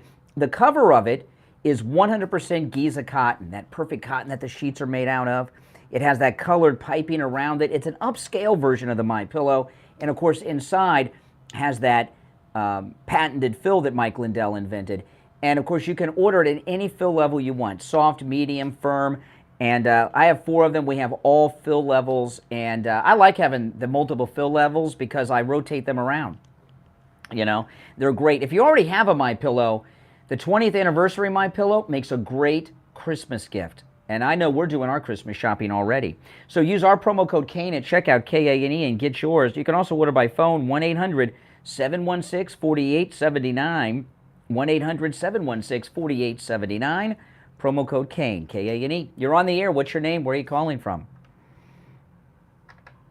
Hey, Brian, it's Eddie from Virginia. Hey, Eddie, what's up? Youngkin country. Youngkin country, that's where I was going to go first. I'm so disappointed with Youngkin. I mean, not really disappointed because I saw it coming like at 10,000 miles away. He's a two-faced Republican, just like. Yes. Yes. I literally saw it coming when he was campaigning with Carrie Lake, a couple years ago now, a while ago now. And, you could see how fake he was on the campaign trail. He wasn't a real type of, the kind of person you want to go to lunch with, like Donald Trump would be. A couple of people have talked about, his character and, his friendly. Hey, listen, I got to tell you, you're a very good caller, but when you call, you've got to be holding the phone. I know you're on the Bluetooth and you're driving and all, but it's too echoey and kind of hard to understand you. It sounds very tinny. I'm sorry to do that to you. But I know you're in Virginia, and Youngkin is doing these terrible things. So if you can get on the phone, I'll let you tell us about Youngkin. Yeah, I mean, it's ridiculous. Can you hear me a little better now? I can hear you better. Maybe if you had 2 phones like Renee from Harlem, we could work this out. I was listening to that, the way you trolled that guy was just, I'm literally laughing my head off. Anyways, I was going to also talk. I do have a kind of a beef with you. I'm going to keep that till last. I'll be able to explain you. The suspense. But I'm gonna say it now so you can get to it when I get off the phone. Christy Noem, she's cool and all that, what she did with COVID, and all of that. But she did kind of turn on Trump a little bit, not head on. What did she do? What did she say? She talked about his age. Yeah, we need younger people kind of stuff. Yeah, but you know what happened? Hey, listen, we all make mistakes, and Kristi Noem all of a sudden woke up and she was a grandmother, went out and got massive cosmetic work and realized that age is just a number. So I think she's done enough to recant that. Okay, maybe she's trustworthy a little bit based off of maybe seeing the light. But I do have something to say about a couple of people mentioned this too. This is me just thinking out loud. Who else is going to be there after 4 years, when Trump, is done his second term? There's really nobody we can trust the way we trust him. I'm not seeing anybody. Listen. There's no one you can trust more than Abe Lincoln or General Washington, okay? There's never going to be another Trump. That's okay.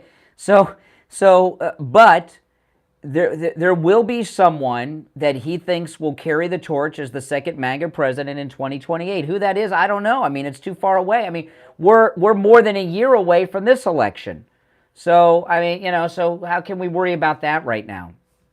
Well, I mean, you make a good point. Well, we'll wait and see how it goes. And, I don't know about you, but I think that if they had just let Trump do his second term that he was due, he won that election. Yeah. But what we're going to find out is that him having 2 terms non-consecutive are better, because when he comes in for his second term, He's going to have a complete mandate to do everything that needs to be done. Hey, listen, I'm going to run, but thank you for the call.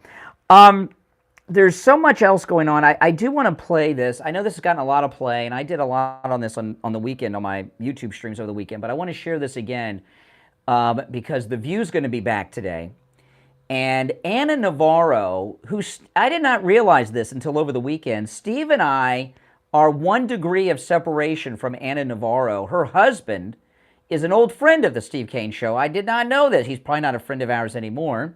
But she is married to a guy that used to run the Republican Party of Florida that we used to have prior to Trump. Used to have on this program all the time. But Ana Navarro, who's a fake Republican, she's a rhino, Republican in name only. Last week on The View, she started quoting Adolf Hitler when she was talking about the illegals that have been relocated to New York City. And I want to play this for you because today she may be on vacation this week. They may send her on one of those View vacations, or she may do an apology, or she may do a redirect to explain what she really meant. But this is Ana Navarro last week on The View. Frankly, I think we need to find, and we've dealt with this before. I lived in Miami. I was an immigrant in Miami in the 80s. You'll remember when we had the Mariel boat lift. Yes. 125,000 Cubans came in a matter of 6 months. It puts tremendous stress on a city, on a community, on the social services. They need to be resettled elsewhere. They need to be out. We're this massive country. Well, and it's only going to get worse with global warming and climate change because people can't live in certain parts of this world. Okay, certain part, that nasally thing of Joy Behar. By the way, what part of the world used to sustain human life that no longer does because of global warming, Joy Behar? Could you tell us that? Okay, now this is about Ana Navarro. This is an interesting thing about Ana Navarro. She says we need some breathing room. We need some breathing room. We've got to relocate these migrants. Well, you know what relocation is? That's called concentration camps, okay? She's calling for the removal of illegals from New York City and a relocation. Isn't that what they did long ago to the Indians, the Native American Indians? She wants to have a trail of tears, and the whole cast of The View agree with this. By the way, there's plenty of room in New York. You know how many damn New York license plates I'm seeing now? You always see them after the holiday period, the snowbirds. I'm seeing so many New York license plates in Florida you don't normally see. How many people have left New York since the lockdowns? They got plenty of room, okay? Huge skyscrapers empty. But Ana Navarro in The View want an illegal alien migrant trail of tears to lead these people that they believe are undesirable to other parts of the country. That's racism, it's bigotry, and it's hate, and that's how the Nazis talked. Where do you want to relocate them? To concentration camps? Ana Navarro? And Ana Navarro, I learned something about Ana Navarro over the weekend. Now, I know she's in with the Bushes. Okay? Her husband is like one of Jeb's best friends. And I always assume because Joy Behar has implied something about herself. She's been passing as a Cuban. How many, didn't you just assume that Ana Navarro was Cuban? She's always talking about being Latina, Latinx, and Miami, and when she said, and all this stuff. She's from Honduras. Her family were wealthy landowners in Honduras, and they came when the commies came in, and her father was a government official. He had a cabinet position down there, and they're wealthy. And she doesn't want people to think she's from Honduras. She wants people to think that she's Cuban because people from Honduras, like in the black community, there's prejudice against how dark and light someone is. There's prejudice inside the Hispanic community based on where you're from. And if people know she's from Honduras, she thinks in her bigoted mind, they'll think she's a migrant. She even corrected. She said, I was a migrant. Then she says, immigrant. She's passing as Cuban. She's fake Cuban, Ana Navarro. And she's a bigot who wants to have a trail of tears for the illegals in New York. It's the Steve Kane Show. We'll take our break for the top of the hour and be right back. WNN Pompano Beach from the Palm Beach Patio Furniture Weather Center. What was that? That scared. Did you hear that thunder? I thought I dropped something with the mic on. Or Nicaraguan. Yeah, she's Nicaraguan. I misspoke. Same thing. She doesn't want. She wants people to think she's Cuban because Cubans have a higher social status. She's from Nicaragua. I was like, what was that? I thought we dropped something.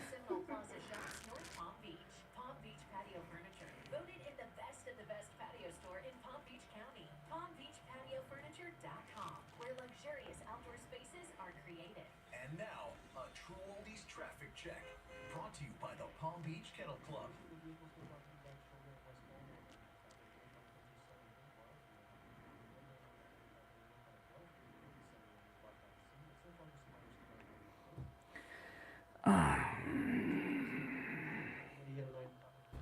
She's passing as Cuban.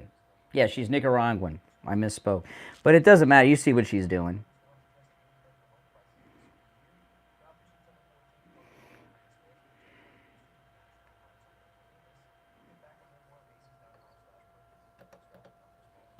Traffic, a service of the Palm Beach Kennel Club.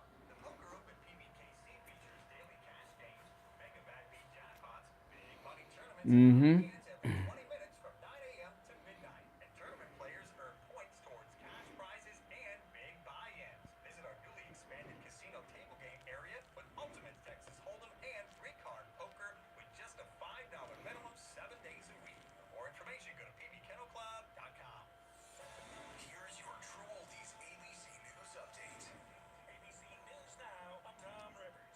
The recently concluded G20 summit of the world's largest economies is drawing criticism from some for taking a not very strong position on Putin's war on Ukraine. The administration is defending itself for co-signing a watered-down declaration at that G20 summit that did not explicitly call out Russia for its invasion of Ukraine, instead acknowledging that Ukrainians are, quote, suffering.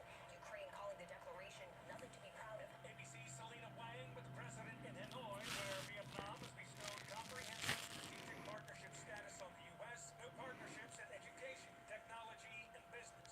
President Biden marks today's 22nd anniversary of the September 11th attacks during a refueling stop at Elmendorf Air Force Base in Alaska. The death toll from the earthquake that rattled Morocco has exceeded 2,100 and is expected to rise further. For a third straight night, residents of Marrakesh slept. We got a couple of the stories I haven't gotten to yet.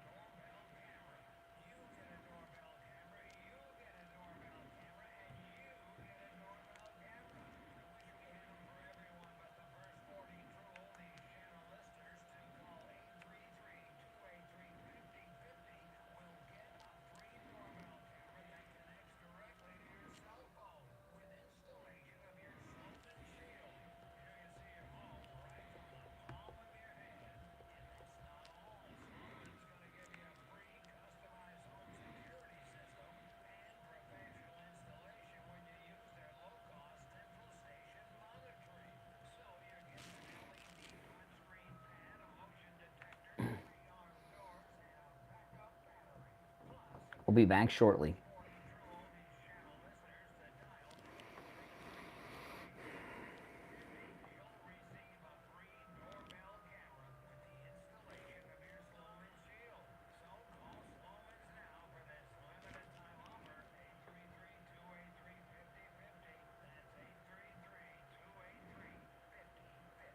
Love the outdoors and the open road?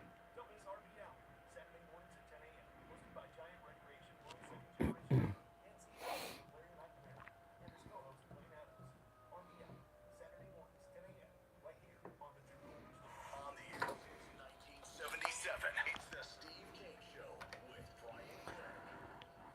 All right, the show is flying by. Hour number 3 has begun. I'm Brian. Steve joining us. Hey, Steve. Oh, my goodness. Oh, great day. Well, it's a great day if you're MAGA and are with Trump. If you're not, it's a sad day because you're losing everywhere if you're not with Trump. Oh, my goodness. Got a big story on DeSantis.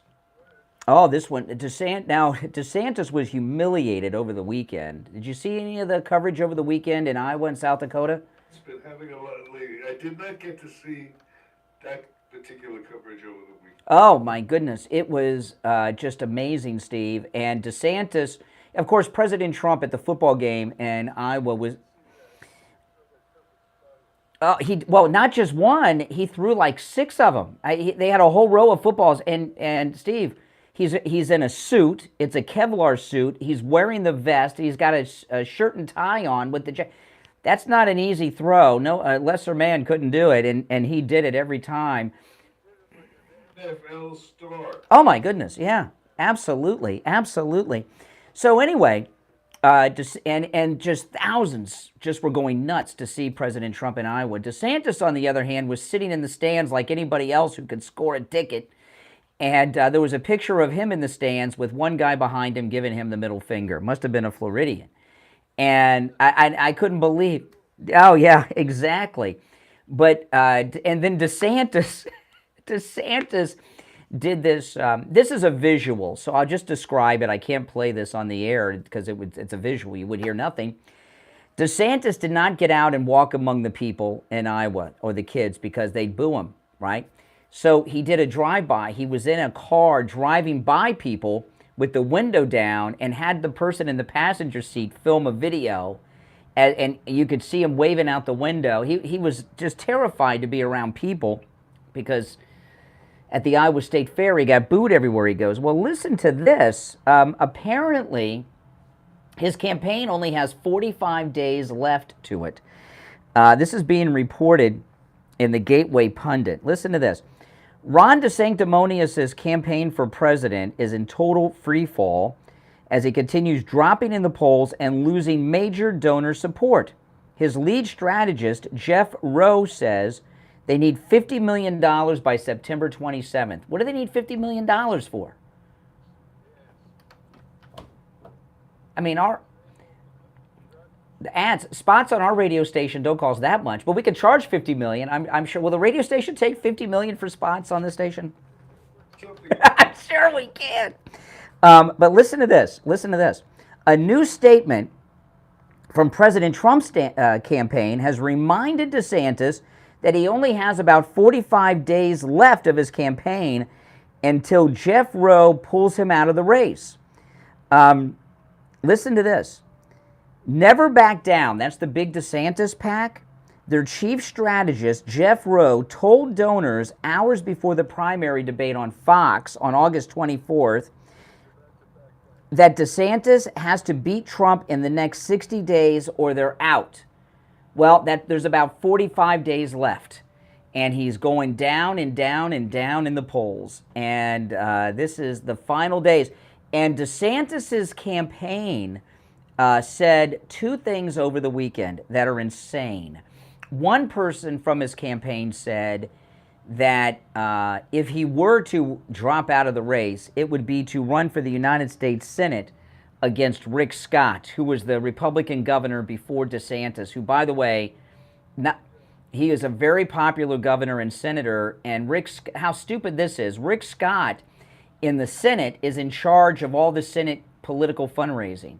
So he's going to take on he's out of money. His his donors have dropped him, Ron DeSantis, and he's going to take on the guy that is in charge of Republican fundraising in the Senate. It's very bizarre. And then another campaign spokesman from Ron DeSanctimonious' campaign, or as some call him, Ron DeSoros, Ron Jeb Soros. There's all kinds of Rob Jeb Santis. There's all kinds of names for Ron DeSantis. They're great names. That D, it just allows for so many plays on the name. I love it. But someone from Ron DeSantis' campaign said over the weekend, one of the spokespeople, that Ron DeSantis could even win the nomination for president without winning a single primary state. Without winning one primary, there's a path for him to win the nomination, one of his spokespeople said over the weekend. So, I mean, they got a lot of very desperate, lunatic people in the DeSantis camp, but his campaign's over. Over. Basically, well, I've got it worded differently. That's the change in my prediction over the weekend. I've been operating under this thing that we're going to have to go through all these primaries and that it's going to be counting stuff down to the wire. I don't believe that anymore. I believe that the appeal of Donald Trump is so great that he is just going to, contrary to common expectations, I think he is just going to catch fire and sweep through everything. And if we have this conversation in another 3 to 4 weeks, it's all going to be over. Yeah. Because the popularity is long and deep, and it's not just they're trying to pass off this thing like it was a fad, Yeah. cult or something like that. And the more it goes, this weekend it was my moment of truth. I said, we're going to stop sweating this because it's over. Yeah, it's over. And I'm talking about the presidential race. Mm-hmm. In a month from now, he's just going to be acknowledged by everybody as the next president. Mm-hmm. That's right. That's right. Can stand up to him when it comes to charisma and excitement and a plan. The other thing he's got going for him is a Democratic Party that is in disarray. Mm-hmm. Absolute disarray. And every day that goes by, Joe Biden looks worse and worse and worse, and consequently makes Trump look better and better and better. And a lot of people that maybe in the early polls said they were having second thoughts about voting for Trump, they have no second thoughts Yeah. after watching this bumbling idiot who calls himself president. And it's just the biggest question is, can we get somebody else in? Mm-hmm. Or Biden destroys the country. That's right. Now, listen, if you're on hold, stand by. We're coming up to a break. We don't have time to have a conversation with the caller yet, and I don't want to have to keep you short. So after the break, we'll go to the phones. But before we break, Medicare open enrollment period, Steve, is next month already. And Debbie from I Will Advisors, I'm going to give you her number, and no matter where you are in the state of Florida, Debbie from I Will Advisors can help you with Medicare. Now, I want to tell you a couple things. One, open enrollment is the only time of year, and it's a short period, where you can make changes to your Medicare policy.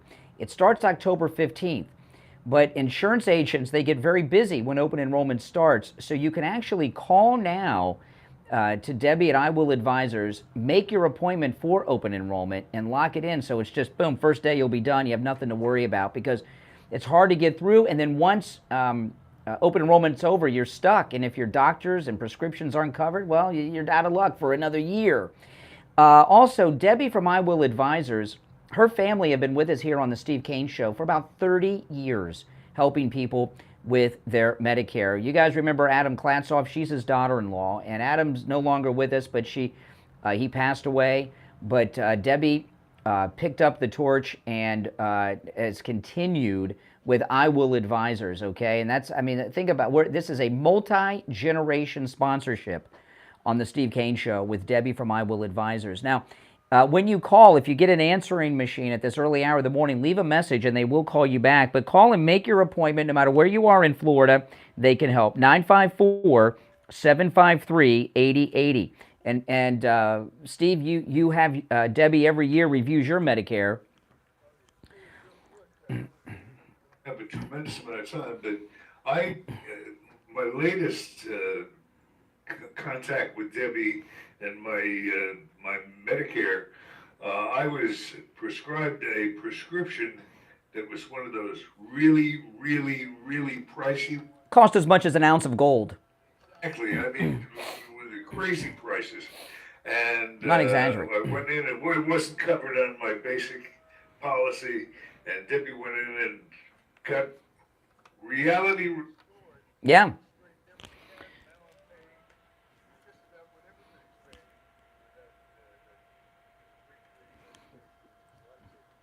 Yep, that's right. And so she does great work. So here's her number again, 954-753-8080, 954-753-8080. We'll be right back. Sit on the sidelines. Get in on the action. Call the Steve Kane Show live on air now. 888-GO-KANE1. This is the Steve Kane Show with Brian Craig. John Laporta here from Laporta Contracting, roofing, restoration, roofing and construction industry for 40 years. We are originally from Connecticut. Well, guys, welcome. If you're new, make sure you subscribe. And everyone, please like the video.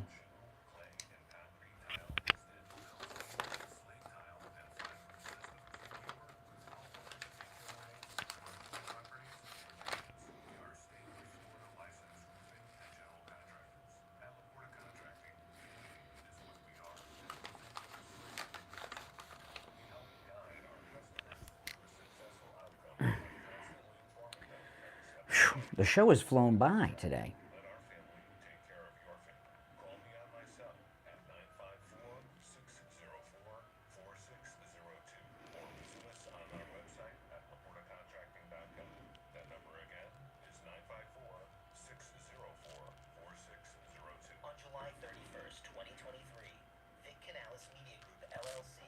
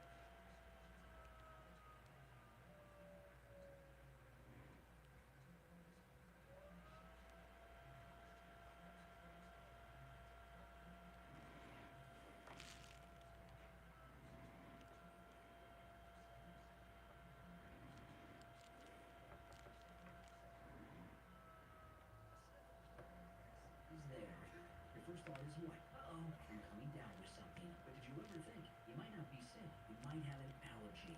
Find out and have your allergies tested at any lab test now of Coral Springs or any lab test now of Boca. Any lab test now of Coral Springs is located at 955 Mm-hmm. southeast corner of the University and Rainbow. We're coming back after this, guys. I was reading through some of the YouTube comments people had left during the break there. I read the comments.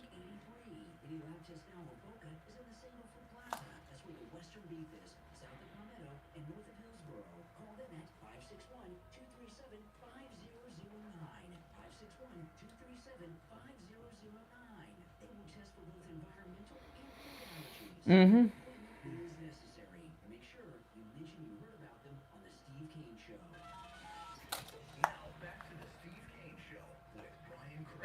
Listen in the Palm Beaches on 95.9 FM, the Treasure Coast on 106.9 FM, hear us in Boca on 95.3 FM, Fort Lauderdale on 96.9 FM, and anywhere in the world at True.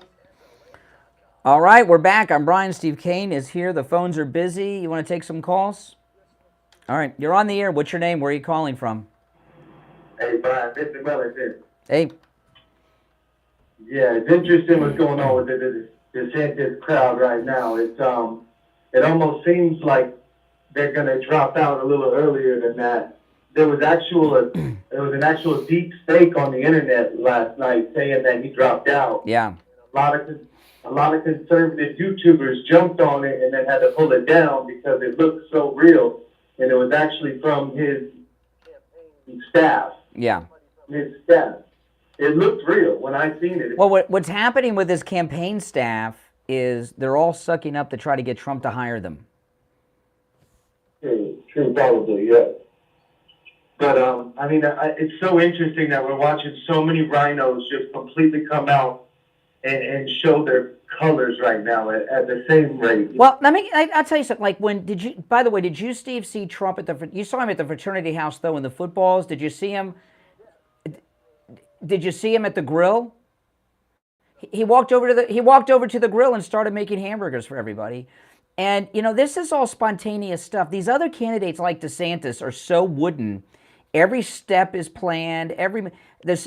Trump's Secret Service was freaking out. They had some Secret Service that were dressed as college students that were with him, and they were flipping out because he was just going wherever he wanted into these crowds, and they were all over, and he was just doing things at random. These other candidates, everything's wooden, everything's pre-planned. They can't do anything free range like that. It was amazing. And what I was talking about earlier at the fraternity house, when he came out of the fraternity house, Fraternity Row, every member of every fraternity and sorority turned out in front of that house to greet Trump. The girls, too. There wasn't one protester. There wasn't one, I'm sure there's a liberal sorority there with girls that are obsessed with abortion. They didn't have any protest against him of these college students. That's another demo the Democrats have lost, the youth college vote to Trump. I also saw another deep fake that they tried to pull off with him being there and just claiming that he was the one getting flicked off, but it was clearly them flicking the other. Exactly. There was one guy who gave Trump the middle finger. I've seen this picture, and he was not a college student. He was like 45 years old. Give me a break. That guy wasn't even a student. So that was a total setup thing that they did with that one guy. But I'll tell you this, when DeSantis posed for a photograph with that never-Trumper governor of Iowa, what's her name, Reynolds, and there was a guy behind them giving the middle finger to DeSantis, no one on his staff said, wait a minute, let's wait until, this guy, we can get in front of him. His staff are so incompetent. And keep in mind, if he became president, this incompetent staff would be running the White House. Who would let their candidate have a picture taken with a guy behind him giving him the middle finger? Stupid people, incompetent people. Like they're sabotaging him. Yeah. I wonder if the reason why he's so confident, his campaign staff is so confident that they're still going to have a shot, even with no delegates, is because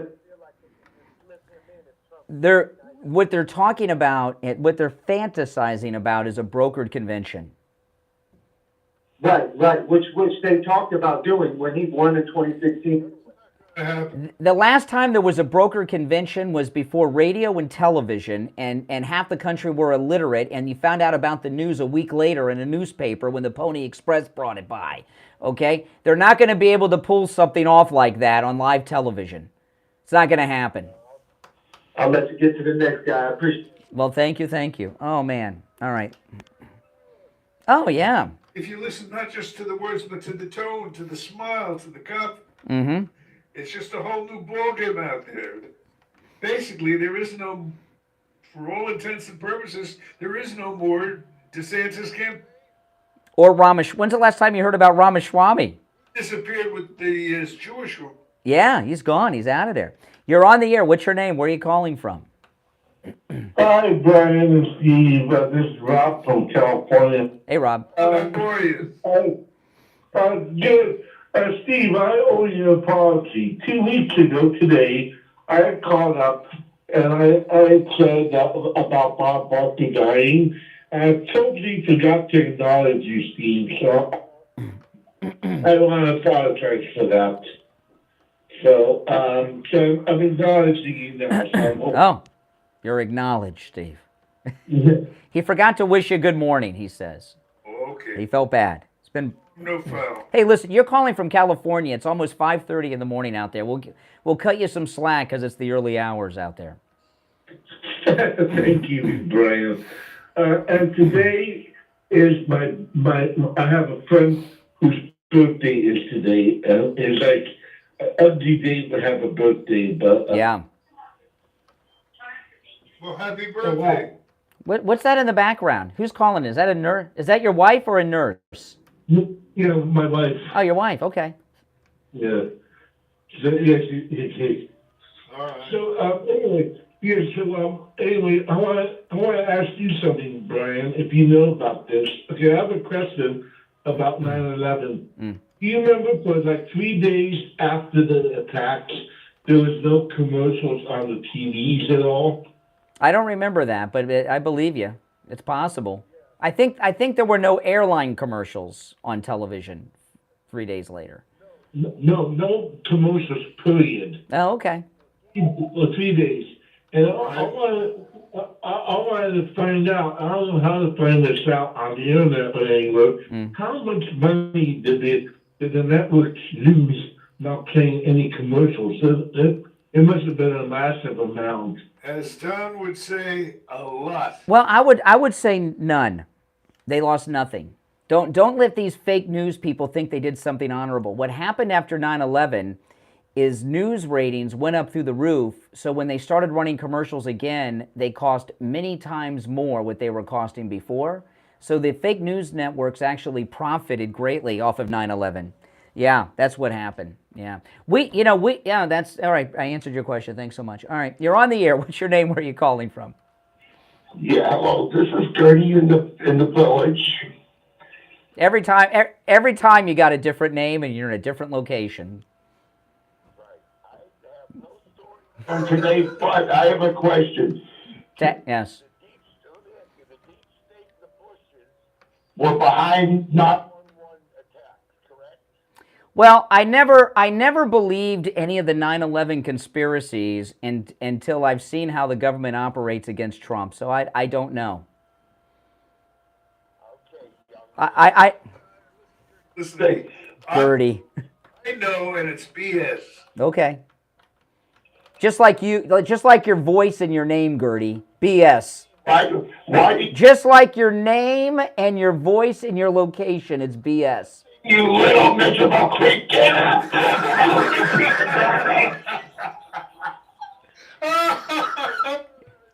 Yeah? You're still there, Gertie? From the villages? Oh, my goodness. It's a good IQ. That was a desperate He didn't use profanity. He didn't force me to hang up. Oh, my goodness. Gertie. What kind of name is that? All right, we'll be right back. Making morning radio great again. I think you're going to really love it. It's the Steve Kane Show with Brian Craig. These callers today have been a little strange, haven't they? The callers today have been... Every liberal caller has just been weird today.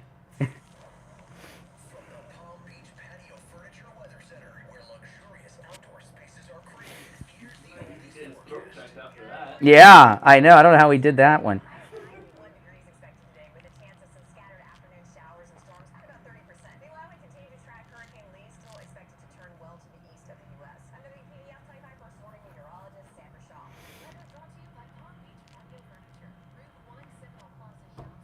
Oh, boy.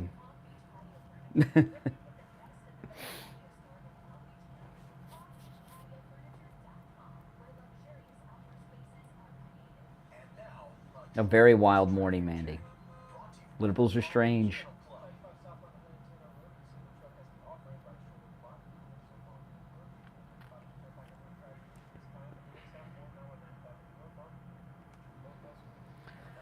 Oh, goodness. I can't believe how fast the show's gone by today. If you, after the show, go and check out my stream on the way in this morning. I did a live stream on the way in. I was running late, but I made it on time. Demented, yeah. Very strange callers today.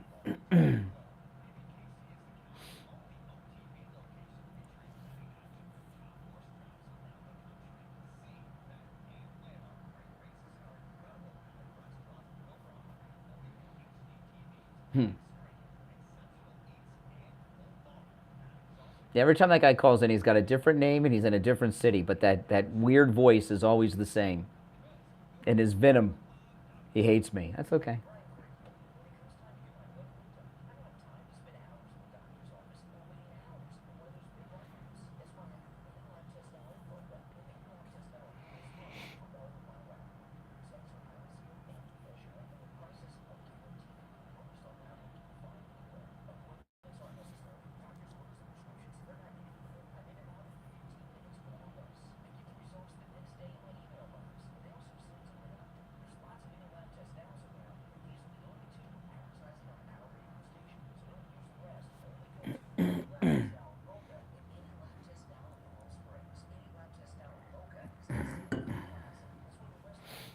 Mm-hmm.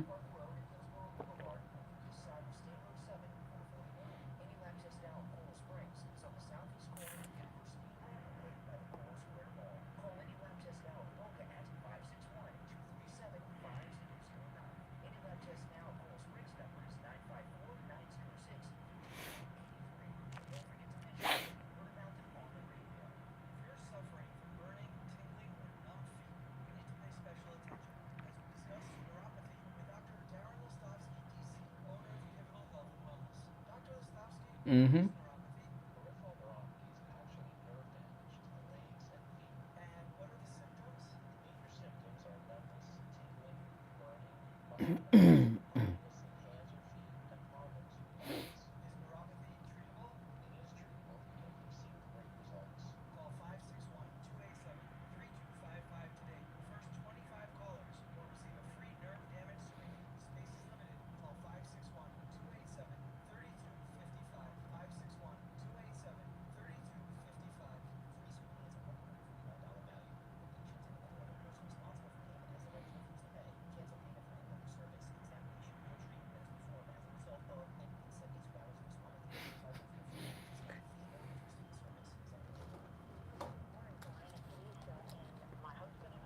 If I forget, I'm going to take one more call because this guy's been holding on for a long time. That's next before I do this. But remind me in the chat just the name Henry from Sweden, if I forget after this caller to bring up to Steve. Henry from Sweden. Does anyone remember Henry from Sweden?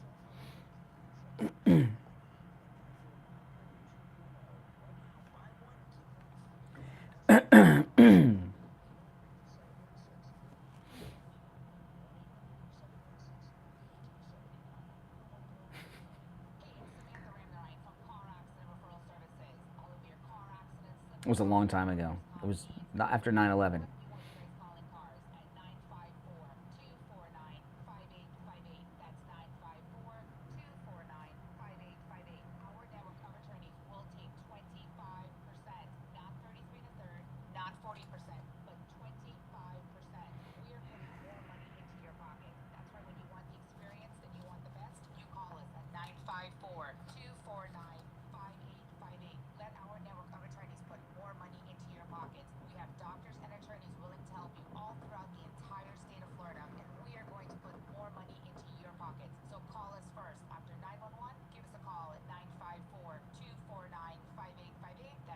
No, that was Ronald X with the chicken farm.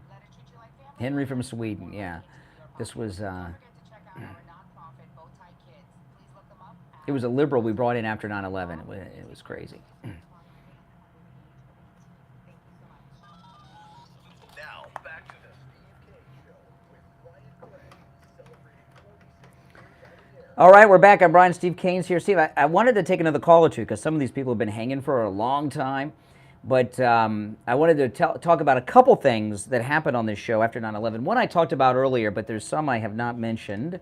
You're on the air. What's your name? Where are you calling from? Oh, Yes, you're on the air. What's your name? Where are you calling from? I'm Jersey Mike from West Palm Beach. Hey, Mike in West Palm. Listen, I wanted to say something. You're one of the most brilliant men I've ever seen I've heard in my life. You are so entertaining.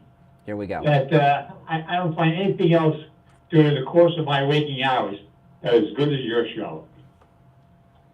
I can't wait to meet you and shake your hand when we go on that cruise in April. Yeah, Steve, you're talking over the compliments. I was being silent during the compliments. I'm not blowing smoke up, where. I'm just saying it's very, very accurate. You know how to put people in the correct place, no matter how much BS they try and give you. Well, thank you. Well, I look forward to seeing you on the cruise. I appreciate that. By the way, Steve, I have finalized your cabin. You have the Billy Zane suite, Billy Zane from Titanic, and you have a massively. You remember Billy Zane in Titanic? He was the main rich guy with Rose. I'm down with the crew. I have a hammock that's got a couple pieces of rope from wall to wall down below the waterline, but the cabin I got you in has a massive bathroom that's probably about the size of the bathroom in your home. So you should, on the cruise ship, so you're going to have a great time while I'm with the crew rowing at night. I just, Well, I got to get the alcohol out of my system somehow, and rowing seems to do it. Some suggest I just don't drink alcohol at all, but drinks are included when you go on our cruise. And yeah, and I always get top shelf liquor too, because the drink package includes the top shelf liquors. And if I had to pay for the drinks, I'd probably be very sober and drink rot gut, but the top shelf and everything else. Well, let me finish up with some calls, and then I'll get to our 9/11 stuff. You're on the air. What's your name? Where are you calling from? Yes, Brian and Steve. This is Dave in Virginia. Hey, Dave. David, what's up? Hey, I'll tell you what. If Glenn Youngkin goes and does what the Republican establishment wants him to do, I'll never vote for him again. And the reason why we voted for him here in Virginia is because we wanted to change this critical race theory. Mm-hmm. They were knocking down our statues and all this stuff. It's not going to happen. Well, they're doing a test run with Youngkin, and if he move, and Youngkin is not stupid. He sees how popular DeSantis was, and now he's more unpopular than he was popular. And Youngkin's not going to destroy himself like DeSantis. They're going to destroy themselves in the course of this Christie. Oh, yes. I look at Christie now, and I used to like Christie, and then I was kind of neutral on Christie, and now I've gotten so I detest him. Yeah. My flesh crawl. Yeah. What a creep. Yeah. He has really destroyed Yeah, I wanted to his bring that up. career. Yeah. Go ahead. Yeah, I agree with you on that. All right, take care from Virginia. I appreciate it. Oh, so I just wanted to, just a little bit because of 9/11. I talked earlier in the first hour that there's a few things that happened on this show after 9/11, which this was a crazy time. So 9/11 was on a Tuesday, and I told this story in the first hour, but I'll tell the capsulized version again. Then I'll add what happened. We invited a liberal into the studio after 9/11 and what happened then. But on the Saturday after 9/11, you called me on the weekend and said tensions are getting so high against Muslims that we have a responsibility to the audience to let people know that Muslims don't support 9/11. So I called the mosque, and remember that imam we brought in? And he started off by saying the Israelis, and by what I learned in that brief time we had him on the air, all Jews are Israelis, like you're an Israeli, Steve. He was calling you an Israeli, which is like really weird, you know. But all Jews are Israelis. He didn't use Jews. He said no Israelis died in the trade towers. And then he went on to tell us that there were no Muslim hijackers on board, that the Israelis controlled the planes by remote control, and the Israelis flew them into the buildings by remote control. Remember that guy? And he was an imam, and then you ended the show almost after it began. We had him on for like 2 segments, and we both kept trying to bring him back to condemn. Not only would he not condemn 9/11, he blamed Israel for it. It was really getting crazy. And we ended the interview 2-3 segments after it began. When we left after the show, the building was surrounded by police officers, and they had their hands on their pistols. They were holstered, but hands on their pistols. Then you said, you know what? People are starting to think liberals are blaming us for 9/11 because of some of the... So you said, let's bring in a liberal. So we brought in a liberal in studio. His name was Henry from Sweden. Remember Henry from Sweden? Probably in Guantanamo Bay. So Henry from Sweden was a liberal caller to, you know, these weirdos, you know, we call it. He was a liberal caller, Henry from Sweden, and he was a very unique Swede. He's actually black, a black man from Sweden. Well, yeah, so what happened was he was one of our liberal callers, so we brought him in so people could understand that Democrats would condemn these terrible attacks. This was right after 9/11, a week and a half after 9/11. He comes in and starts telling us about his experience on 9. He was watching the towers fall like everyone else with his wife, and he was cheering when the towers came down. He was cheering. His wife... Yeah, this was the liberal, Henry from Sweden. And his wife, who's an American, took a knife to him. Remember this? She pulled a knife on him.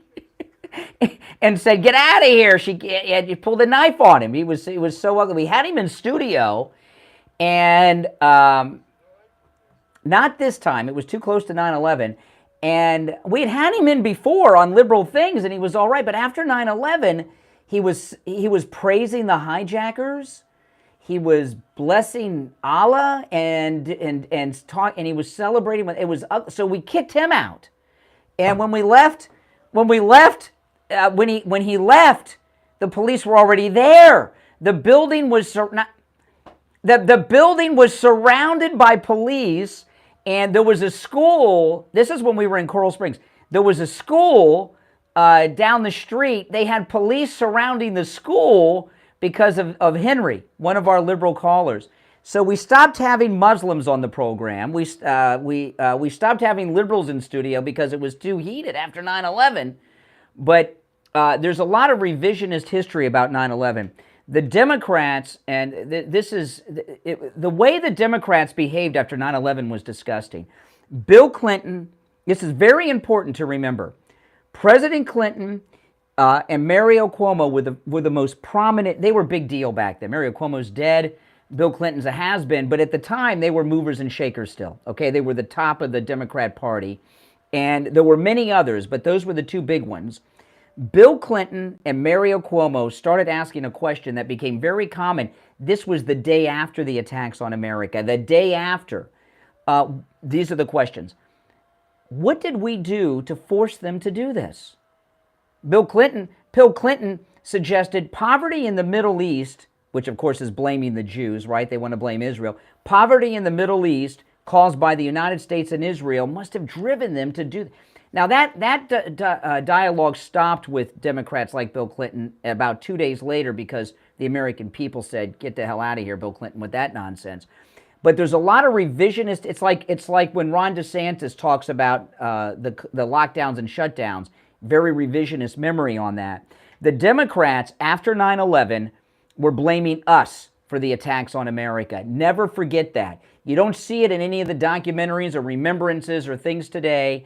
But mainstream Democrats were saying, what did we do to drive them to do this? Remember?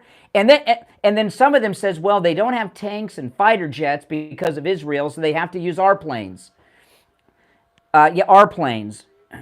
Yes, I mean, and this was very commonplace with Democrats. And 9/11 wasn't like today. It was a different time. I know those of you that were around then and adults remember. It was ugly. And then we tried to bring on two more.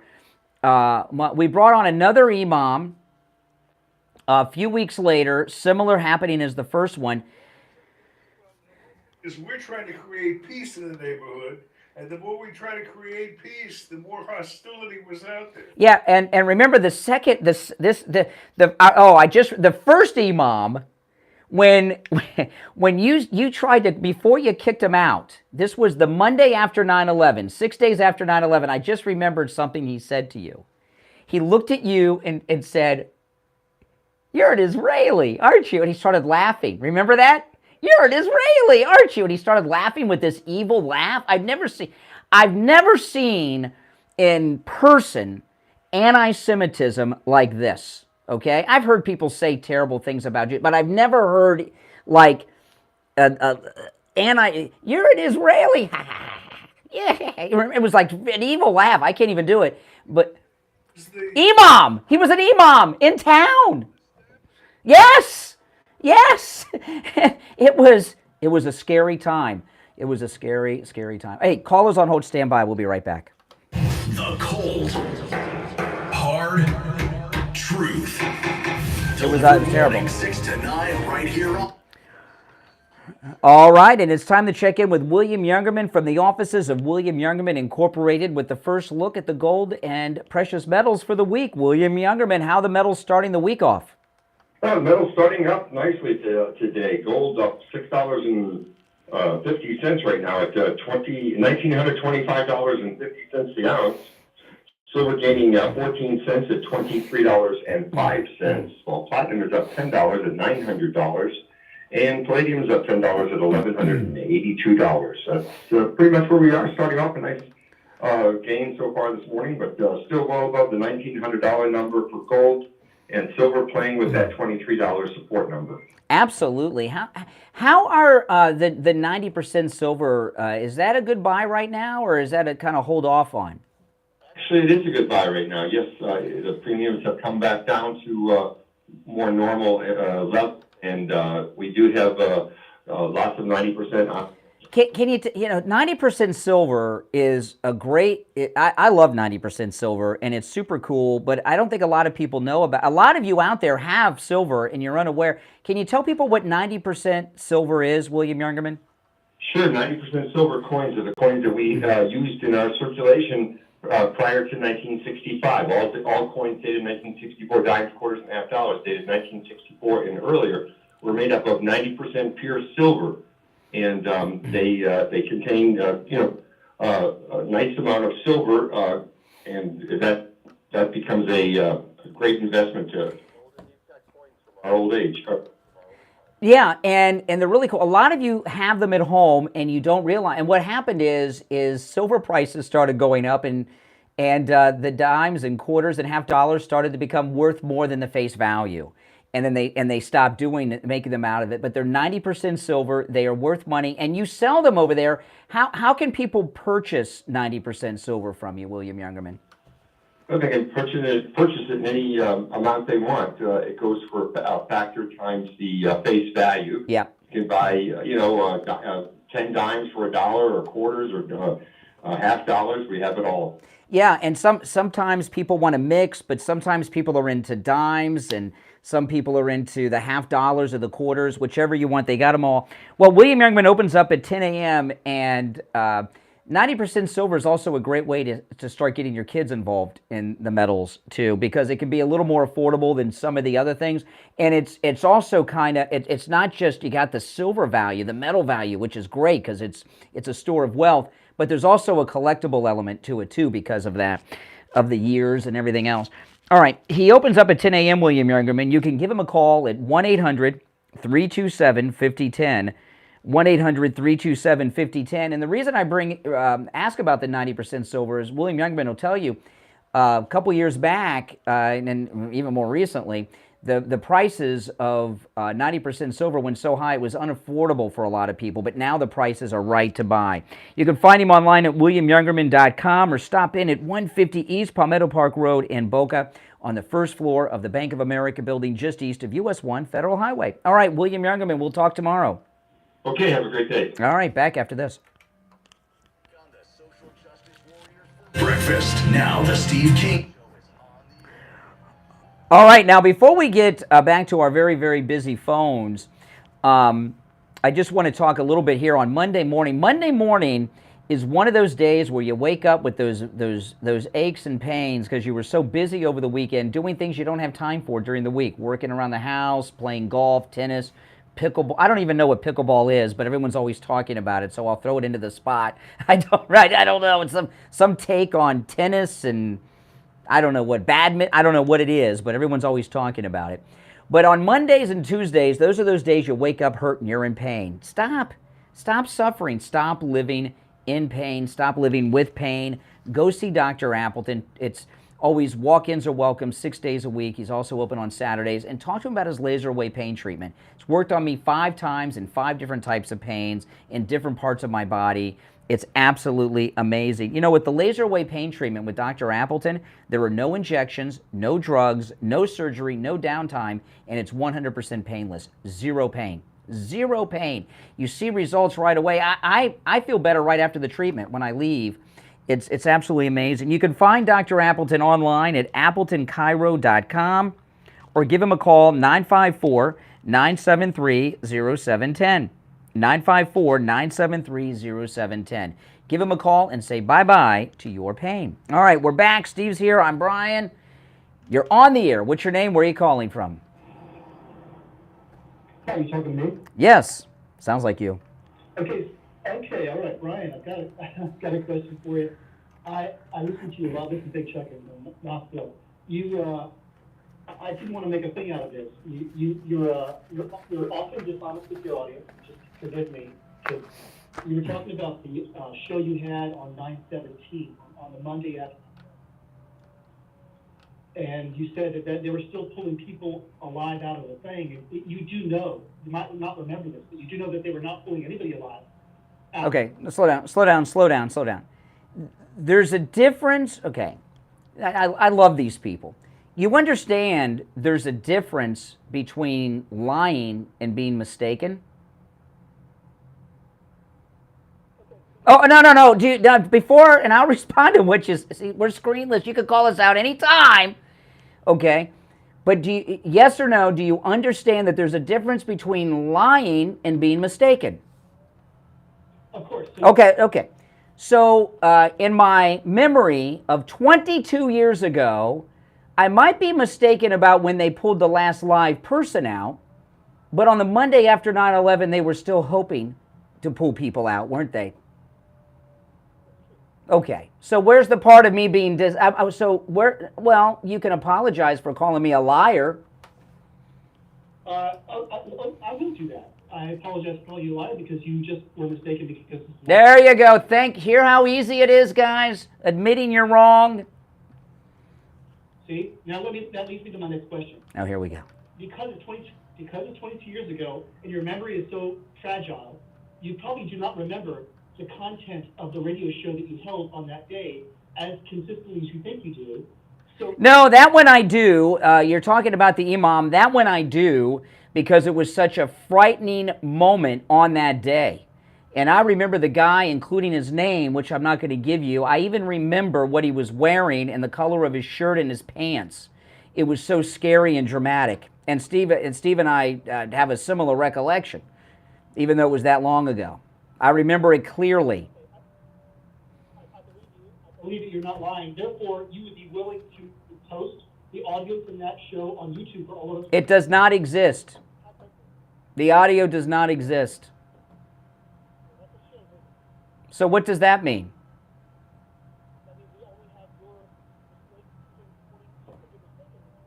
Well, excuse me, you were... Yeah, I just got to clarify something on my mind. So what is your first name, sir? Sir? Big Chuck. Chuck? Big Chuck. Big Chuck, okay. Yes. With problems. I want to ask you this. What are you suggesting? You suggesting you made that incredibly creative story up from scratch? That the whole thing never happened? Is that what you're suggesting? I want to know what your theory is. What are you trying to... Just tell us straight what you're trying to say. You're saying that Brian... It's a great story, okay? Let's put it this way. Are you saying that Brian sat down and from scratch made up that story from scratch? We never had the imam in. He didn't say all those things Brian said. He said, is that what you're saying? Just so we'll know where we're coming from. If you let me talk. Go. Answer my question, though, please. I did not say that. I'm saying that Brian just was telling me that he cannot remember things from 22 years ago very well. But I don't remember that. I don't... Steve, you said you're attacking me for making a mild mistake on when they pulled out the last live person from Ground Zero 22 years ago. However, about 2-3 minutes ago, you made a mistake when you called me a liar. In fact, it was such a mistake that you withdrew the charge and apologized. So, and... Mistake of accepting your apology, which was not made in good faith. Yeah. It is. It was. Okay. So I want to know why. We forgive. Oh, you are Yes, thank you for your call. Oh, my goodness. Oh, gee whiz. Oh, yeah. And Steve, that was a scary show with the imam. Second of that show, like it was yesterday. Oh, yeah, it was scary. It was a very... I've never seen something like that in person, and it was, because it was 6 days after 9/11. Remember, now that I'm thinking about it, it could have been any one of the shows that week because we had a series. There were 2 imams and a guy from CARE. There were a series of shows that lasted a week. Mm-hmm. But when you come out of the studio and you see the parking lot filled with cops with the But their hands on the pistols. and with the my recollection was the red lights flashing like on the cops show. Like when they pull you over, that was scary to me. Absolutely. Yeah. Oh boy, I tell you, desperate, desperate, desperate. You're on the air. What's your name? Where are you calling from? I'm from Deerfield. Hey, Deerfield. Hey, John. Hey, man. Hey, guys. Brian, I watched a segment, I think, over the weekend where they show Rudy Giuliani, when he's mayor of New York, retracing his steps on 9/11. And it really struck me. He was so honest in it that he was showing how many decisions were made on the fly. Him and Bernie Carey walking through the city, having to deal with this massive, massive catastrophe. I mean, decision after decision with his experience that saved so many people and got the city going again. And I want to tell you this before. I'm glad you reminded me of Giuliani. Giuliani was the one of the first heroes of the war on terror. Okay, Beamer and the heroes of Flight 93 certainly are there, but Joe Biden was hiding on 9/11. The entire government, except Mayor Giuliani, who went to the front lines of battle at Ground Zero before the buildings even fell. He was there, and against recommendations. Joe Biden and every member of the government, Nancy Pelosi, every member of the government was flown to military bases and were hiding. And here they are putting this great war hero, the Audie Murphy of 9/11, in jail. They should be, and I'm not exaggerating. That was the front. We didn't know the attacks had stopped, and they had fighter jets over New York City. Guess what? They had no bullets or rockets. They were unarmed fighter jets, and Mayor Giuliani was there taking charge before the buildings even fell. And Joe Biden was hiding with Hillary and everybody else, and shame on them. Do you remember when the priest he was talking to just before that? Yes. Judge, and he was killed. Father Michael Judge, was he the one with the firefighters and he was praying as the buildings came down? Yes. Yes. And yes. I mean, and Giuliani just spoke to him a couple minutes. That's right. He's a great. The legal shaft they're trying to give Giuliani now. The reason Biden's in this, I'm so glad you reminded me. I meant to get to this earlier, and I got distracted with these lunatics, liberals today. But I'll tell you, it's a living, hey, on 9/11. But I'll tell you another thing. One of the reasons this senile old coot who sniffs women's hair and takes bribes, Joe Biden, is in Alaska and not Ground Zero, is because if they have the ceremony at Ground Zero, Mayor Giuliani will be there. He'll be honored by the fire department. He'll be honored by the NYPD, and he'll be honored by the 9/11 families and survivors. That's why there's not a 9/11. That's why the 9/11 ceremony is in Alaska, as opposed to a Ground Zero today. The base and he went to Alaska. It's all about Giuliani because he's one of the Trump 19 in Fulton County.